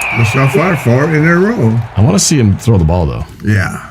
I feel like it's great to give these guys, the line some, running experience. But the part of me just wants to see what. Look at DK's watch. Look at that watch on DK's hand. Look at that watch on DK Metcalf. You see DK's watch right there, Norm? He didn't plan to play when he's wearing a gold watch with his uniform. Can you imagine if you had to go on the field? DK, get out there. Oh, wait, I'm wearing my $10,000 Rolex. Hold on. He's going to throw. Uh-oh, trouble. There, down he goes. That's first sack, isn't it? He got First sacked, sack of Drew. Oh, I think I'm ahead of you, Norb. DK watch swagger in I'm the behind chat both you right guys. now. DK watch swagger in the chat. DK watch swag. Yeah, DK watch swagger. SWAGGER. Swaggart? Swagger. Yeah, swagger. Well, Like he a just swag. got Swag. paid. I think he can afford that watch now.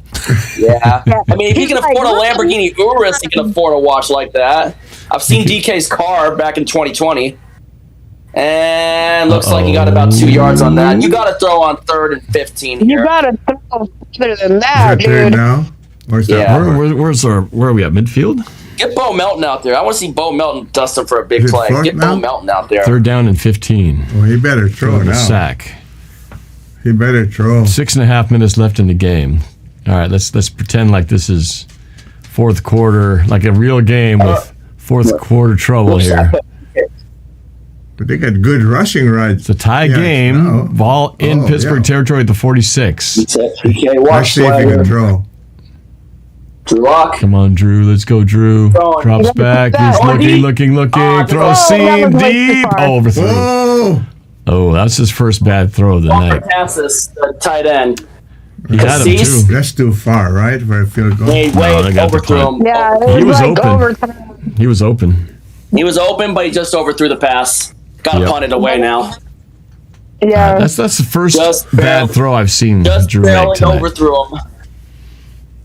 Actually overthrew him by a lot, but dang. He's been pretty But close maybe the on most pressure of his got other to him. plays. Got to get some pressure on him. Damn. And here comes the punt. Let's see if Dixon can pin it inside the 20 again. Yeah. Yeah. Looks pretty. He's gonna let it pinned him inside at the bounce. 4-yard Yes, at the 4 yard. Uh-oh. Blunt limping? No, he's okay. 4 yard line. There's another. That's the Dixon that we come in love. The first couple punts he had were bouncing the end zone. The last two both ended up inside the 10. He had to make a Led slight the league with most adjustment. punts inside the 20 last year. That's why, like I said earlier, a punter like Michael Dixon makes, in a way, a punter is like a good defensive player too, with how he pins the opponent down deep. Yep. Well, and everybody remembers that funky punt he did in the Rams game where he got blocked, picked it up, and kicked it again. It turned it into a 57-yard net punt after getting blocked. That was a crazy play. We still lost that game, but man, that was a great play. I still remember the Aussie sweep he did in Detroit to end the game against the Detroit Lions his rookie year. Yep. Hence, he got the nickname Big Balls Dixon. Yep. Speaking of Lions, I'm actually a part Detroit Lions fan too. Oh, okay. I thought you'd say part Detroit Lions fan, like just a small part. A tiny little part. It's a tiny part. I've enjoyed watching their special on Hard Knocks. Their Detroit Lions are featured on Hard Knocks this year, so it's been fun watching. Hey, so if you're on a commercial break, I wanted to play this earlier. I've played this before, but this is when, back in the pandemic, the Seahawks did a feature on my dad and on their, what they call Tale of the 12. I'm going to play it for you right now. Check it out. Hi, my name is Kuya Bert. I have been a Seahawks fanatic since 1981. In 1968, I didn't know anything about American football, but then I was able to watch Joe Namath, and I got hooked. So through all the years, I've watched Sam Atkins and Jim Zorn and Steve Largent, and all of a sudden, I became a Seahawks fanatic. You know, the Seahawks, they always try to make it suspenseful, heart-throbbing. If you have a weak heart when the Seahawks play, it could kill you. But that's what adds excitement to the game. To all the players, the management of the Seahawks, we know that in spite of the fact that the 12s are not around, the team will keep playing as if they know that we are behind our team. Hi, I am Kuya Bert-caoili, and I've been a Seahawks fanatic since the Seahawks came into being. Go Hawks! Remember that? Yep. Yeah, that was fun. Yeah, that was fun. I wish that they would have let me use my, I remember that. eyeglasses. Oh, yeah. I don't look the same without Yeah, that's the true. That is a little different. I think the reflections were a little Yeah, troublesome. that's right. From a production standpoint, glasses are always tricky, but I'm glad that I still was able cool, though. I'm glad they Great. featured you on there. They actually had I'll both tell of you us on still, that year. that definitely was an awesome moment. To get on TV like that is definitely cool, but that's for sure.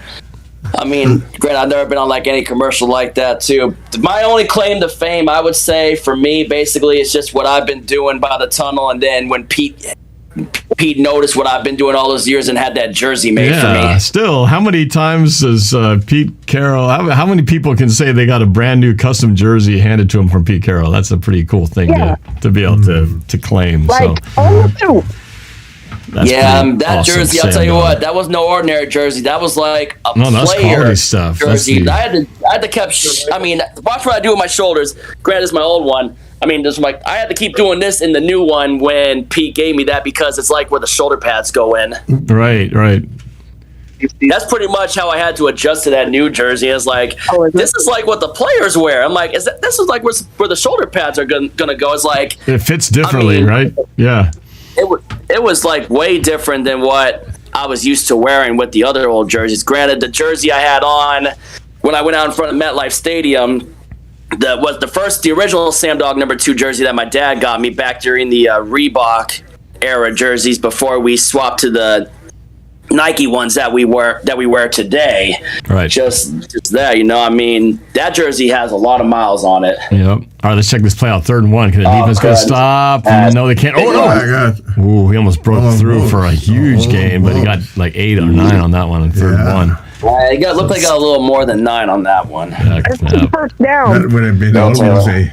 So 4.5 left, and the Steelers in a position to take a late lead unless we can stop them here. And what's happening with the Mariners right now? It looks like it's still 6-4, entering the bottom of the 7th. So it's getting almost to go time here. We got to get something happening. We have two at-bat chances left to try to catch up in this game. Steelers throwing right side complete, short 7-yard gain. 2nd down. Looks like he got about looks like it's going to be 2nd and 3 right there. Look at all these names we don't know. Turner. Who's the other guy? A bunch of names that I gotta keep checking the roster to figure out who we're talking about here. Hewitt, Turner, Nelson, 41. Scott Nelson. Yeah. Scott Nelson. Who's that guy? Pretty much 3rd string guys now. 3rd string and 2nd string. All right, 2nd and 3. And first down. First down. Yep. Yes. Oh, wow. Needed 3, got 4. Right there. Wow. First down. Robinson. Approaching 3 minutes left in the game. Mm-hmm. They better not score. They better stop them right now. Yeah, they need to stop them. We need a turnaround right now. Mm-hmm. And remember, though, it's still preseason. Get these young no guys. No one will remember the score of this game, no matter what happens here. Still a game.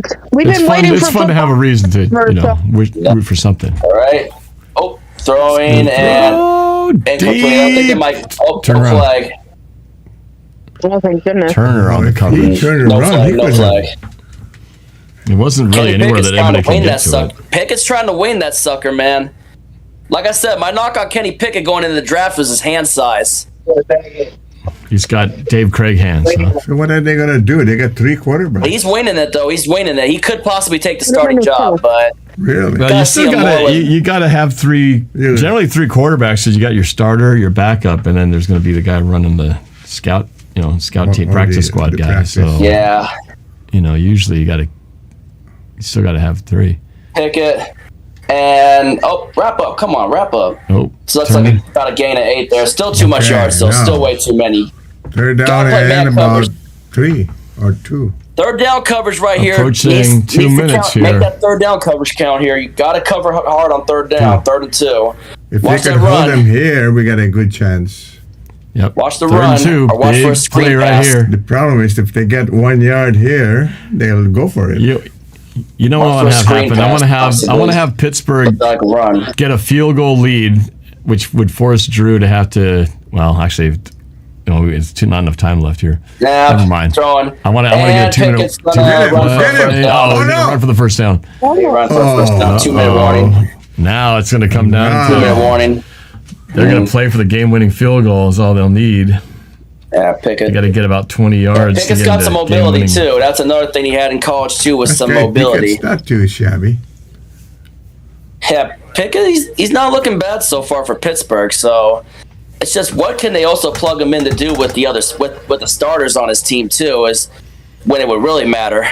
I mean, they drafted him in the 1st round for a reason. The fact they have him behind Rudolph and freaking Trubisky though is a head scratcher. Yeah.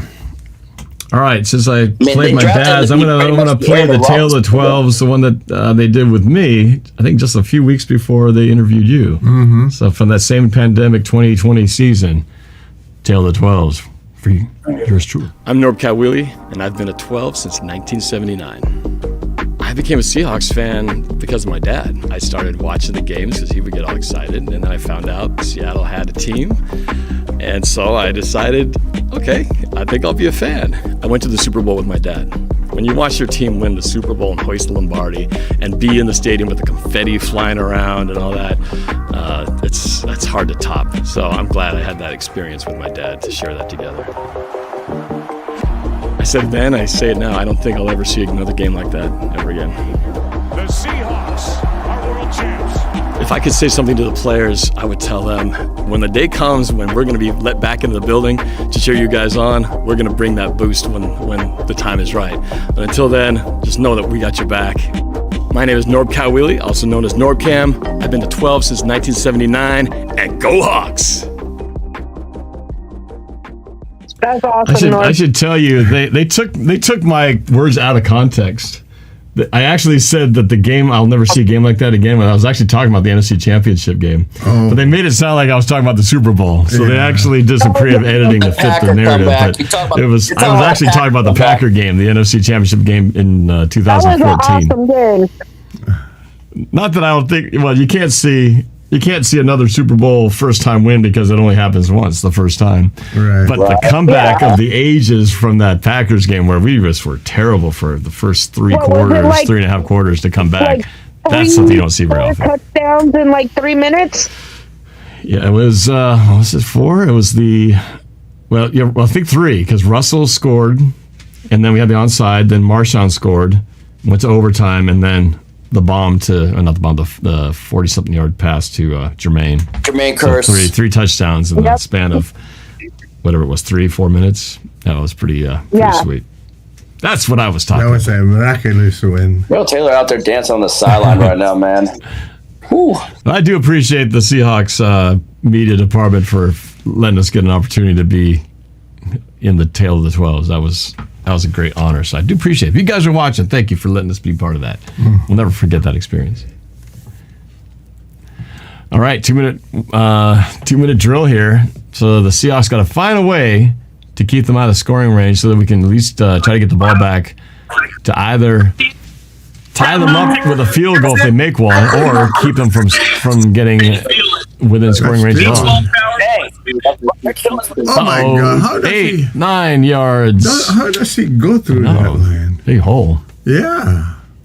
All right, Norb, you see this? Yeah. What's this?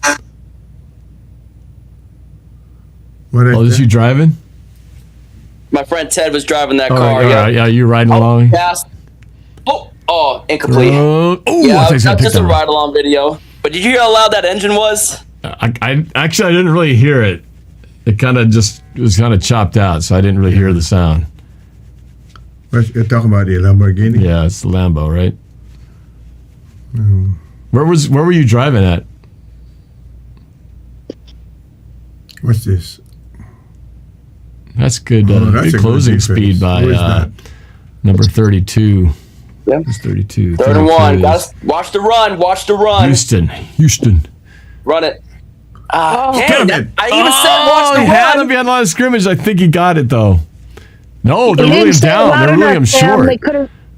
They couldn't hear you all the way in Pittsburgh. You got to be loud like I am. They rolled him short. 4th down in inches.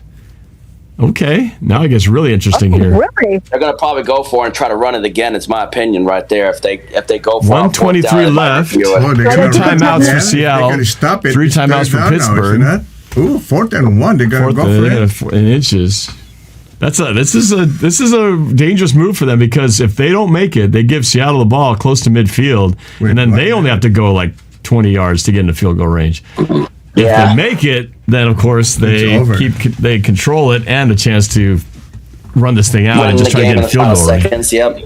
It's preseason. Why don't you just go for it? I mean, we got to pretty much. Nobody wants to see overtime in preseason. Let's be real with that. No, not at all. Of course, you could end up with overtime. They could keep the ball, kick it, miss it, And Seattle could get it and not get a chance to score on their own, and we end up in preseason. It just makes it more exciting. I suppose, but it's preseason. You don't even really. I remember there was a year the Seahawks went undefeated in preseason, and then they were horrible in the regular season. I think that might have been 2009 when we went like 5-11. We were undefeated in preseason, like yeah, and then we went and stunk it up in the regular season. So that doesn't mean a thing. All right, Here we go. But it means something right now. Let's go, D. Go with quarterback sneak. And nope. It's a play action. Get him! Put his hands up! Stack him! Stack him! Oh, he got him! Boy Mafe with the big stop, the sack. He wasn't fooled at all. He wasn't fooled on the play action. Boy Mafe came to play. So they take over? They take over. Not only did they take over, they take over Pittsburgh territory close to the 45-yard line, 46. Boy Mafe. Boy Mafe's showing he's hungry. He's hungry. No, if you're Pickett, you got to just throw it away. He wants to be in the roster. Oh, he's one of the. I can't remember what pick was he. Was he pick number 2? He was in the second round, picked out of Minnesota. Yeah. Oh, wow. I was smoking a cigar at Thunderbird on my live stream when watching them get drafted. Wow, so they have a chance to win this. I guess my cigar smoke on that draft, they must have worked. They must have gotten a whiff of it. You're talking about that we went undefeated in preseason and we 40 yards. At the 47 we yard. won 9 games and lost 7 games. We didn't make the playoffs. That was 2017. Don't throw any. Oh no, he sacked fumbled. They fumbled it. Oh my goodness. That's what something good happens. We give it back. That was bad. Blindsided. He was blindsided on a sack fumble. He never saw it coming. Ball came out, and the Pittsburgh Steelers recovered it. Wow, boy, that turned quick. Who was the tackle? No blocking on that. Oh, nobody hit him. He was untouched around the end. Forsyth was engaging his man, but they sent him undetected. Dude, 75 got knocked back. Ewan got knocked over. That didn't help. Yeah. Oh man, that's not a good look for the offensive line right there. Whoever that's not on anybody. That's not a good look. That was somebody's misassignment or something. Nobody should ever get That's unfortunate. That's unfortunate. Nobody should ever get a clean shot on the quarterback. Though, man, I'll tell you what. Dang, man. Drew Lock still, I think, should be our starter, though, with the way he was put. Other than that, I put that one on the offensive line. Oh, for sure. Yeah. I mean, that was definitely that was an obvious whiff on that one. Well, now the Steelers with the ball at the Seattle 43-yard line. Almost a mirror image of what just happened to the play before. Here we go. Get him! Get him! Yeah. Oh, you got to wrap him up, bro. Block. Oh, that block, too, after dang. On the run. Got to wrap him up, man. He turned that into a positive game when he should have been sacked for loss of 8. Yeah, for real. One of our guys got creamed, They're going to probably set up for a game-winning field goal here. Watch this block late. Boy, Mafe got held, man. Oh, yeah, he did. And then watch this hit. Bam! Yeah. Isn't that a blindside block on number 48? That should be a flag. Because I thought they took those out of the game where you can't, hit a guy when he's not, looking. Yeah. That should be a flag. Boy Mafe had a good sack, though, early on that. Second and 6, ball to 39, handoff up the middle, big hole. Though, that Boy Mafe had a good sack, but it looks like it's going to be for nothing, though, especially after the offensive line blew that coverage, man. This could end up as a tie. Bronco got blasted on that blind side. 3rd and 1. If they can stop the Steelers, if they get a stop here, there's a possibility we can get the ball back. Yeah, but I think they'll probably kick a field goal, though. They'll probably kick the field goal. But if we stop when they kick the field goal, we still have time remaining for one more, chance. But they're out 50-yard line? If they get it, then Steelers will be playing for last. Are they 50-yard line? Oh, that sucked. Do they not have overtime in the preseason? Or were they just they just choose not to play for overtime in the preseason. Good timeout. Dak Swag is asking, Sam Dog, is that you? It is Sam Dog in the house. Why am I not surprised that Dak is asking that? Kind of hard not to miss that voice. How can you tell that that's Sam? Well, Sam Dog's got a very unique voice. It's hard to miss it. I'm walking through the stadium. Especially when he's yelling for players. And let's not forget that I'm a household name by the Seahawks tunnel. Yeah. Last year when That's I went true. to one of the games, I'm walking through the stadium, and I just see him with all these people. There's a whole bunch of calls intercept. everywhere, and all of a sudden there's Sam right there. First Like, I've seen him. down at the 31. So, yes, the Steelers Yeah, they will can close pretty out the much- game with. They could pretty much ice the game with a field goal here. Oh, he might miss. It's not automatic. It's about a 49-yard field goal attempt from here right now. Maybe. Yeah, but 49 Pittsburgh, yarder. Boswell's a good kicker, though. Game over. No, And not Pickett's yet. gonna, that makes the try easier. No, now he's diving for a 9-yard gain. That's going to be it. They had another chance to get in the that's backfield, but Pickett gets a 9-yard gain. Now it's down to the 20-something yard line. But let's be real. No one wants to see overtime in the preseason. We just want to see who's going to win the quarterback battle and who looks good on offense and defense and who's going to be the starting quarterback. Yep, wide open. Throws. Oh, man. Oh, and he broke the tackle. It's a touchdown. Oh, man. Not only not a field goal, it's a touchdown. With 3 seconds left. Hey, watch. They'll kick the extra point, then do the kickoff. We'll do one of those balls that go all around. It'll be like the Stanford band play. Oh, wait, there's a flag. Uh-oh. I think it's not. It's going to be inconsequential. It is. Yeah. We'll get the kickoff. They'll throw it around, and then we'll score. They go for 2 and win the game. 3 seconds, though. But still, I would say Drew Lock is the starting quarterback this year. Well, it's just one game. We got 2 more preseasons to go. Oh, that was Drew ugly looks, finish. Drew though. looks more comfortable than Geno does. Let's be real with that.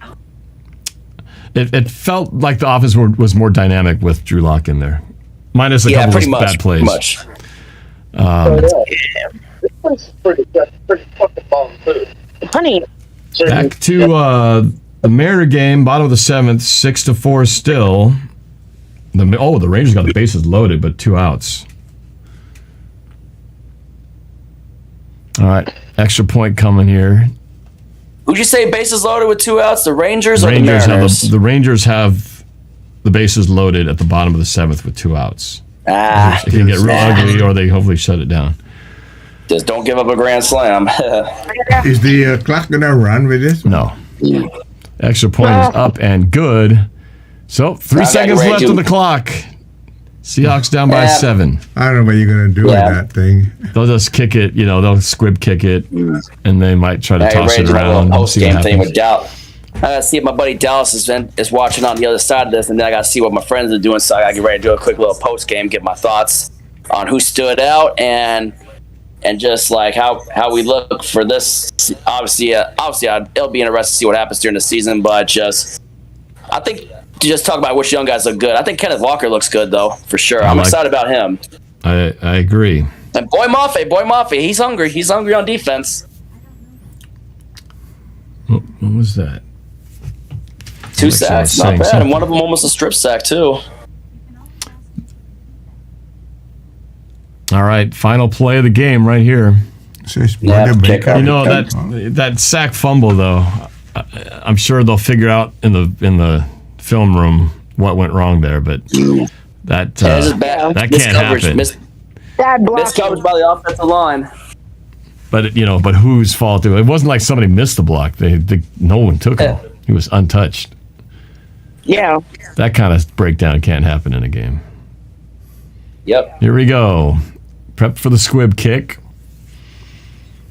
That's going to be what do you call that on the ground? Yes, that's a squib. Squib kick. Doink. Oh, no, he kicks it deep, surprisingly. He's going to kick it out of the end zone. Okay, so Hail Mary. Drew Lock for the Hail Mary. From the 20-yard line? From the 25-yard line. He's going to have a 75-yard touchdown. They go for 2, and they win it. I love it. Throwing deep plays in training camp? What's that?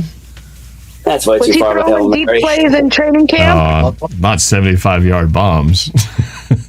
Well, never can tell. The chances of that happening are the chances that the Seahawks make the playoffs and the Broncos go 1-16, and we get to make the playoffs and we get the Broncos first-round pick. How about That'd be a that? dream come Wouldn't true, that be the greatest? If somehow the I'm Seahawks dreaming, make the Norb. playoffs and the Broncos finish like one of the worst teams in the NFL, and we get a playoff appearance and a top draft pick. What the heck kind of throw was that? Well, it's going to be. You gotta throw it back. Okay, a little trickery. Throws it. Where's it going again? Throw it again. You got to throw it. We're going the wrong way. Throw it again, dude. Throw it. No. Oh, down he goes. Nice try. Well, that was a net minus 10 yards on that triple pass. That sucked right there. That I knew. I kind of had a feeling that was coming. Like it's like. When's the last time a hook and ladder ever worked? Oh yeah, that's right. The Miami Miracle between the Dolphins and the Patriots in That wasn't even a hook and ladder though. That was just multiple behind the line of scrimmage passes back and forth. Eventually, somebody's got to throw it. But anyway, I'm surprised he was able to break that tackle. All right, Norb. It was entertaining, guys. I'm a Jet, man. Thanks for having me on for a while, man. All right. Well, to everybody else, thank you guys for being part of the broadcast for our first game of the year. We had some entertaining moments. Came down to the last game. At least it was fun. And for everybody, CSM dog. And to everybody who was just watching on the channel, thank you so much for those who super chatted. Thank you for the support. Everybody who commented away. I know there's a lot of talking going on back and forth. Thank you to Alena.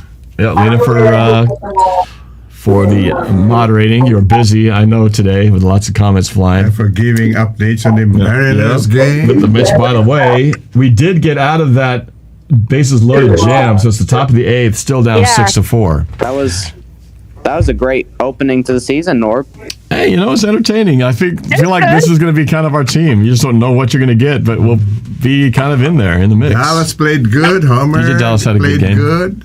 Kenneth Walker, there he is. Yeah. Kenneth Walker looking pretty good. I won. Oh no, that's Kobe Bryant. Kenneth Walker's number 9. So we'll see. Next week, on Wednesday, we're going to watch these guys again. Yeah, we'll see. There's Kenneth Walker. We'll see them in person when we play. When we host the Bears. Maybe it's going to be a different team that we're going to see. 32-25. Yeah. What a game! When are all our starters going to play? Even though we lost, those Seahawks played very well. Usually in the old days, they would play the starters the most in preseason game number 3 out of 4. Now, since there's only 3, maybe they'll play more of them in game 2 because they need to have some real reps and to be hit. Usually, the second or third game would be the one. So I would expect that we'll see some DK right there. We'll see some Tyler Lockett, hopefully, and some of the other starters in the hopefully. Our number 56 linebacker will be back for. What time is that game? 5 o'clock, Thursday. I'm going to be at work. Thursday game, yeah. So it'll be fun. You, me, Mark. You'll be sitting there with Mark. Pat will be back to the game, and I think our friend Tyler Haggy from Germany will be in town with his daughter, coming to the game as well. So then we can talk more about Germany. But yes, you'll be in town. So in fact, we might be driving him up with us. It'll be a fun little caravan heading up to the game on Thursday. So we'll see how that goes next week. Big thanks also to New York Vinnie and SquaboSays for jumping in via video to comment about this game at the beginning and at halftime. So 72 played well too, Squabo. Oh yeah, Abe Lucas, our right tackle. Yeah. So we'll see what happens. Game number 2. This is only preseason. The score doesn't matter. It's just something to look at for fun. But I like what we see so far. And the most important thing, no injuries. Yes. We made it through a preseason game without injuries. That's the biggest thing. So that would be nice. That's really nice. So far, 2 more to survive. And then the big game, the biggest game of the year right out of the chute. Broncos with Russell Wilson. Wow. How that game's going to go. Monday Night Football at home. I'm going to watch that. Yes, so you'll be at that game. And Sanchez is at the plate. Because Pat can't go. So you're going to be sitting with me. Oh, all right. Way up there. A little higher. Higher. That's Mark's tickets are spoken for, but you'll be with me. So it'll be good. All right, everybody. Thanks for joining. Bye-bye, Discord. Thanks a lot, you guys. And to everybody else, fun game. We'll catch you next time. All right. Go Seahawks. See you on Thursday. And probably a little bit before then. But definitely next game, live streaming will be from the stadium Thursday. Me and my dad and the gang to see the Bears coming to town against the Seahawks. Good night, everybody. Have a great rest of your week.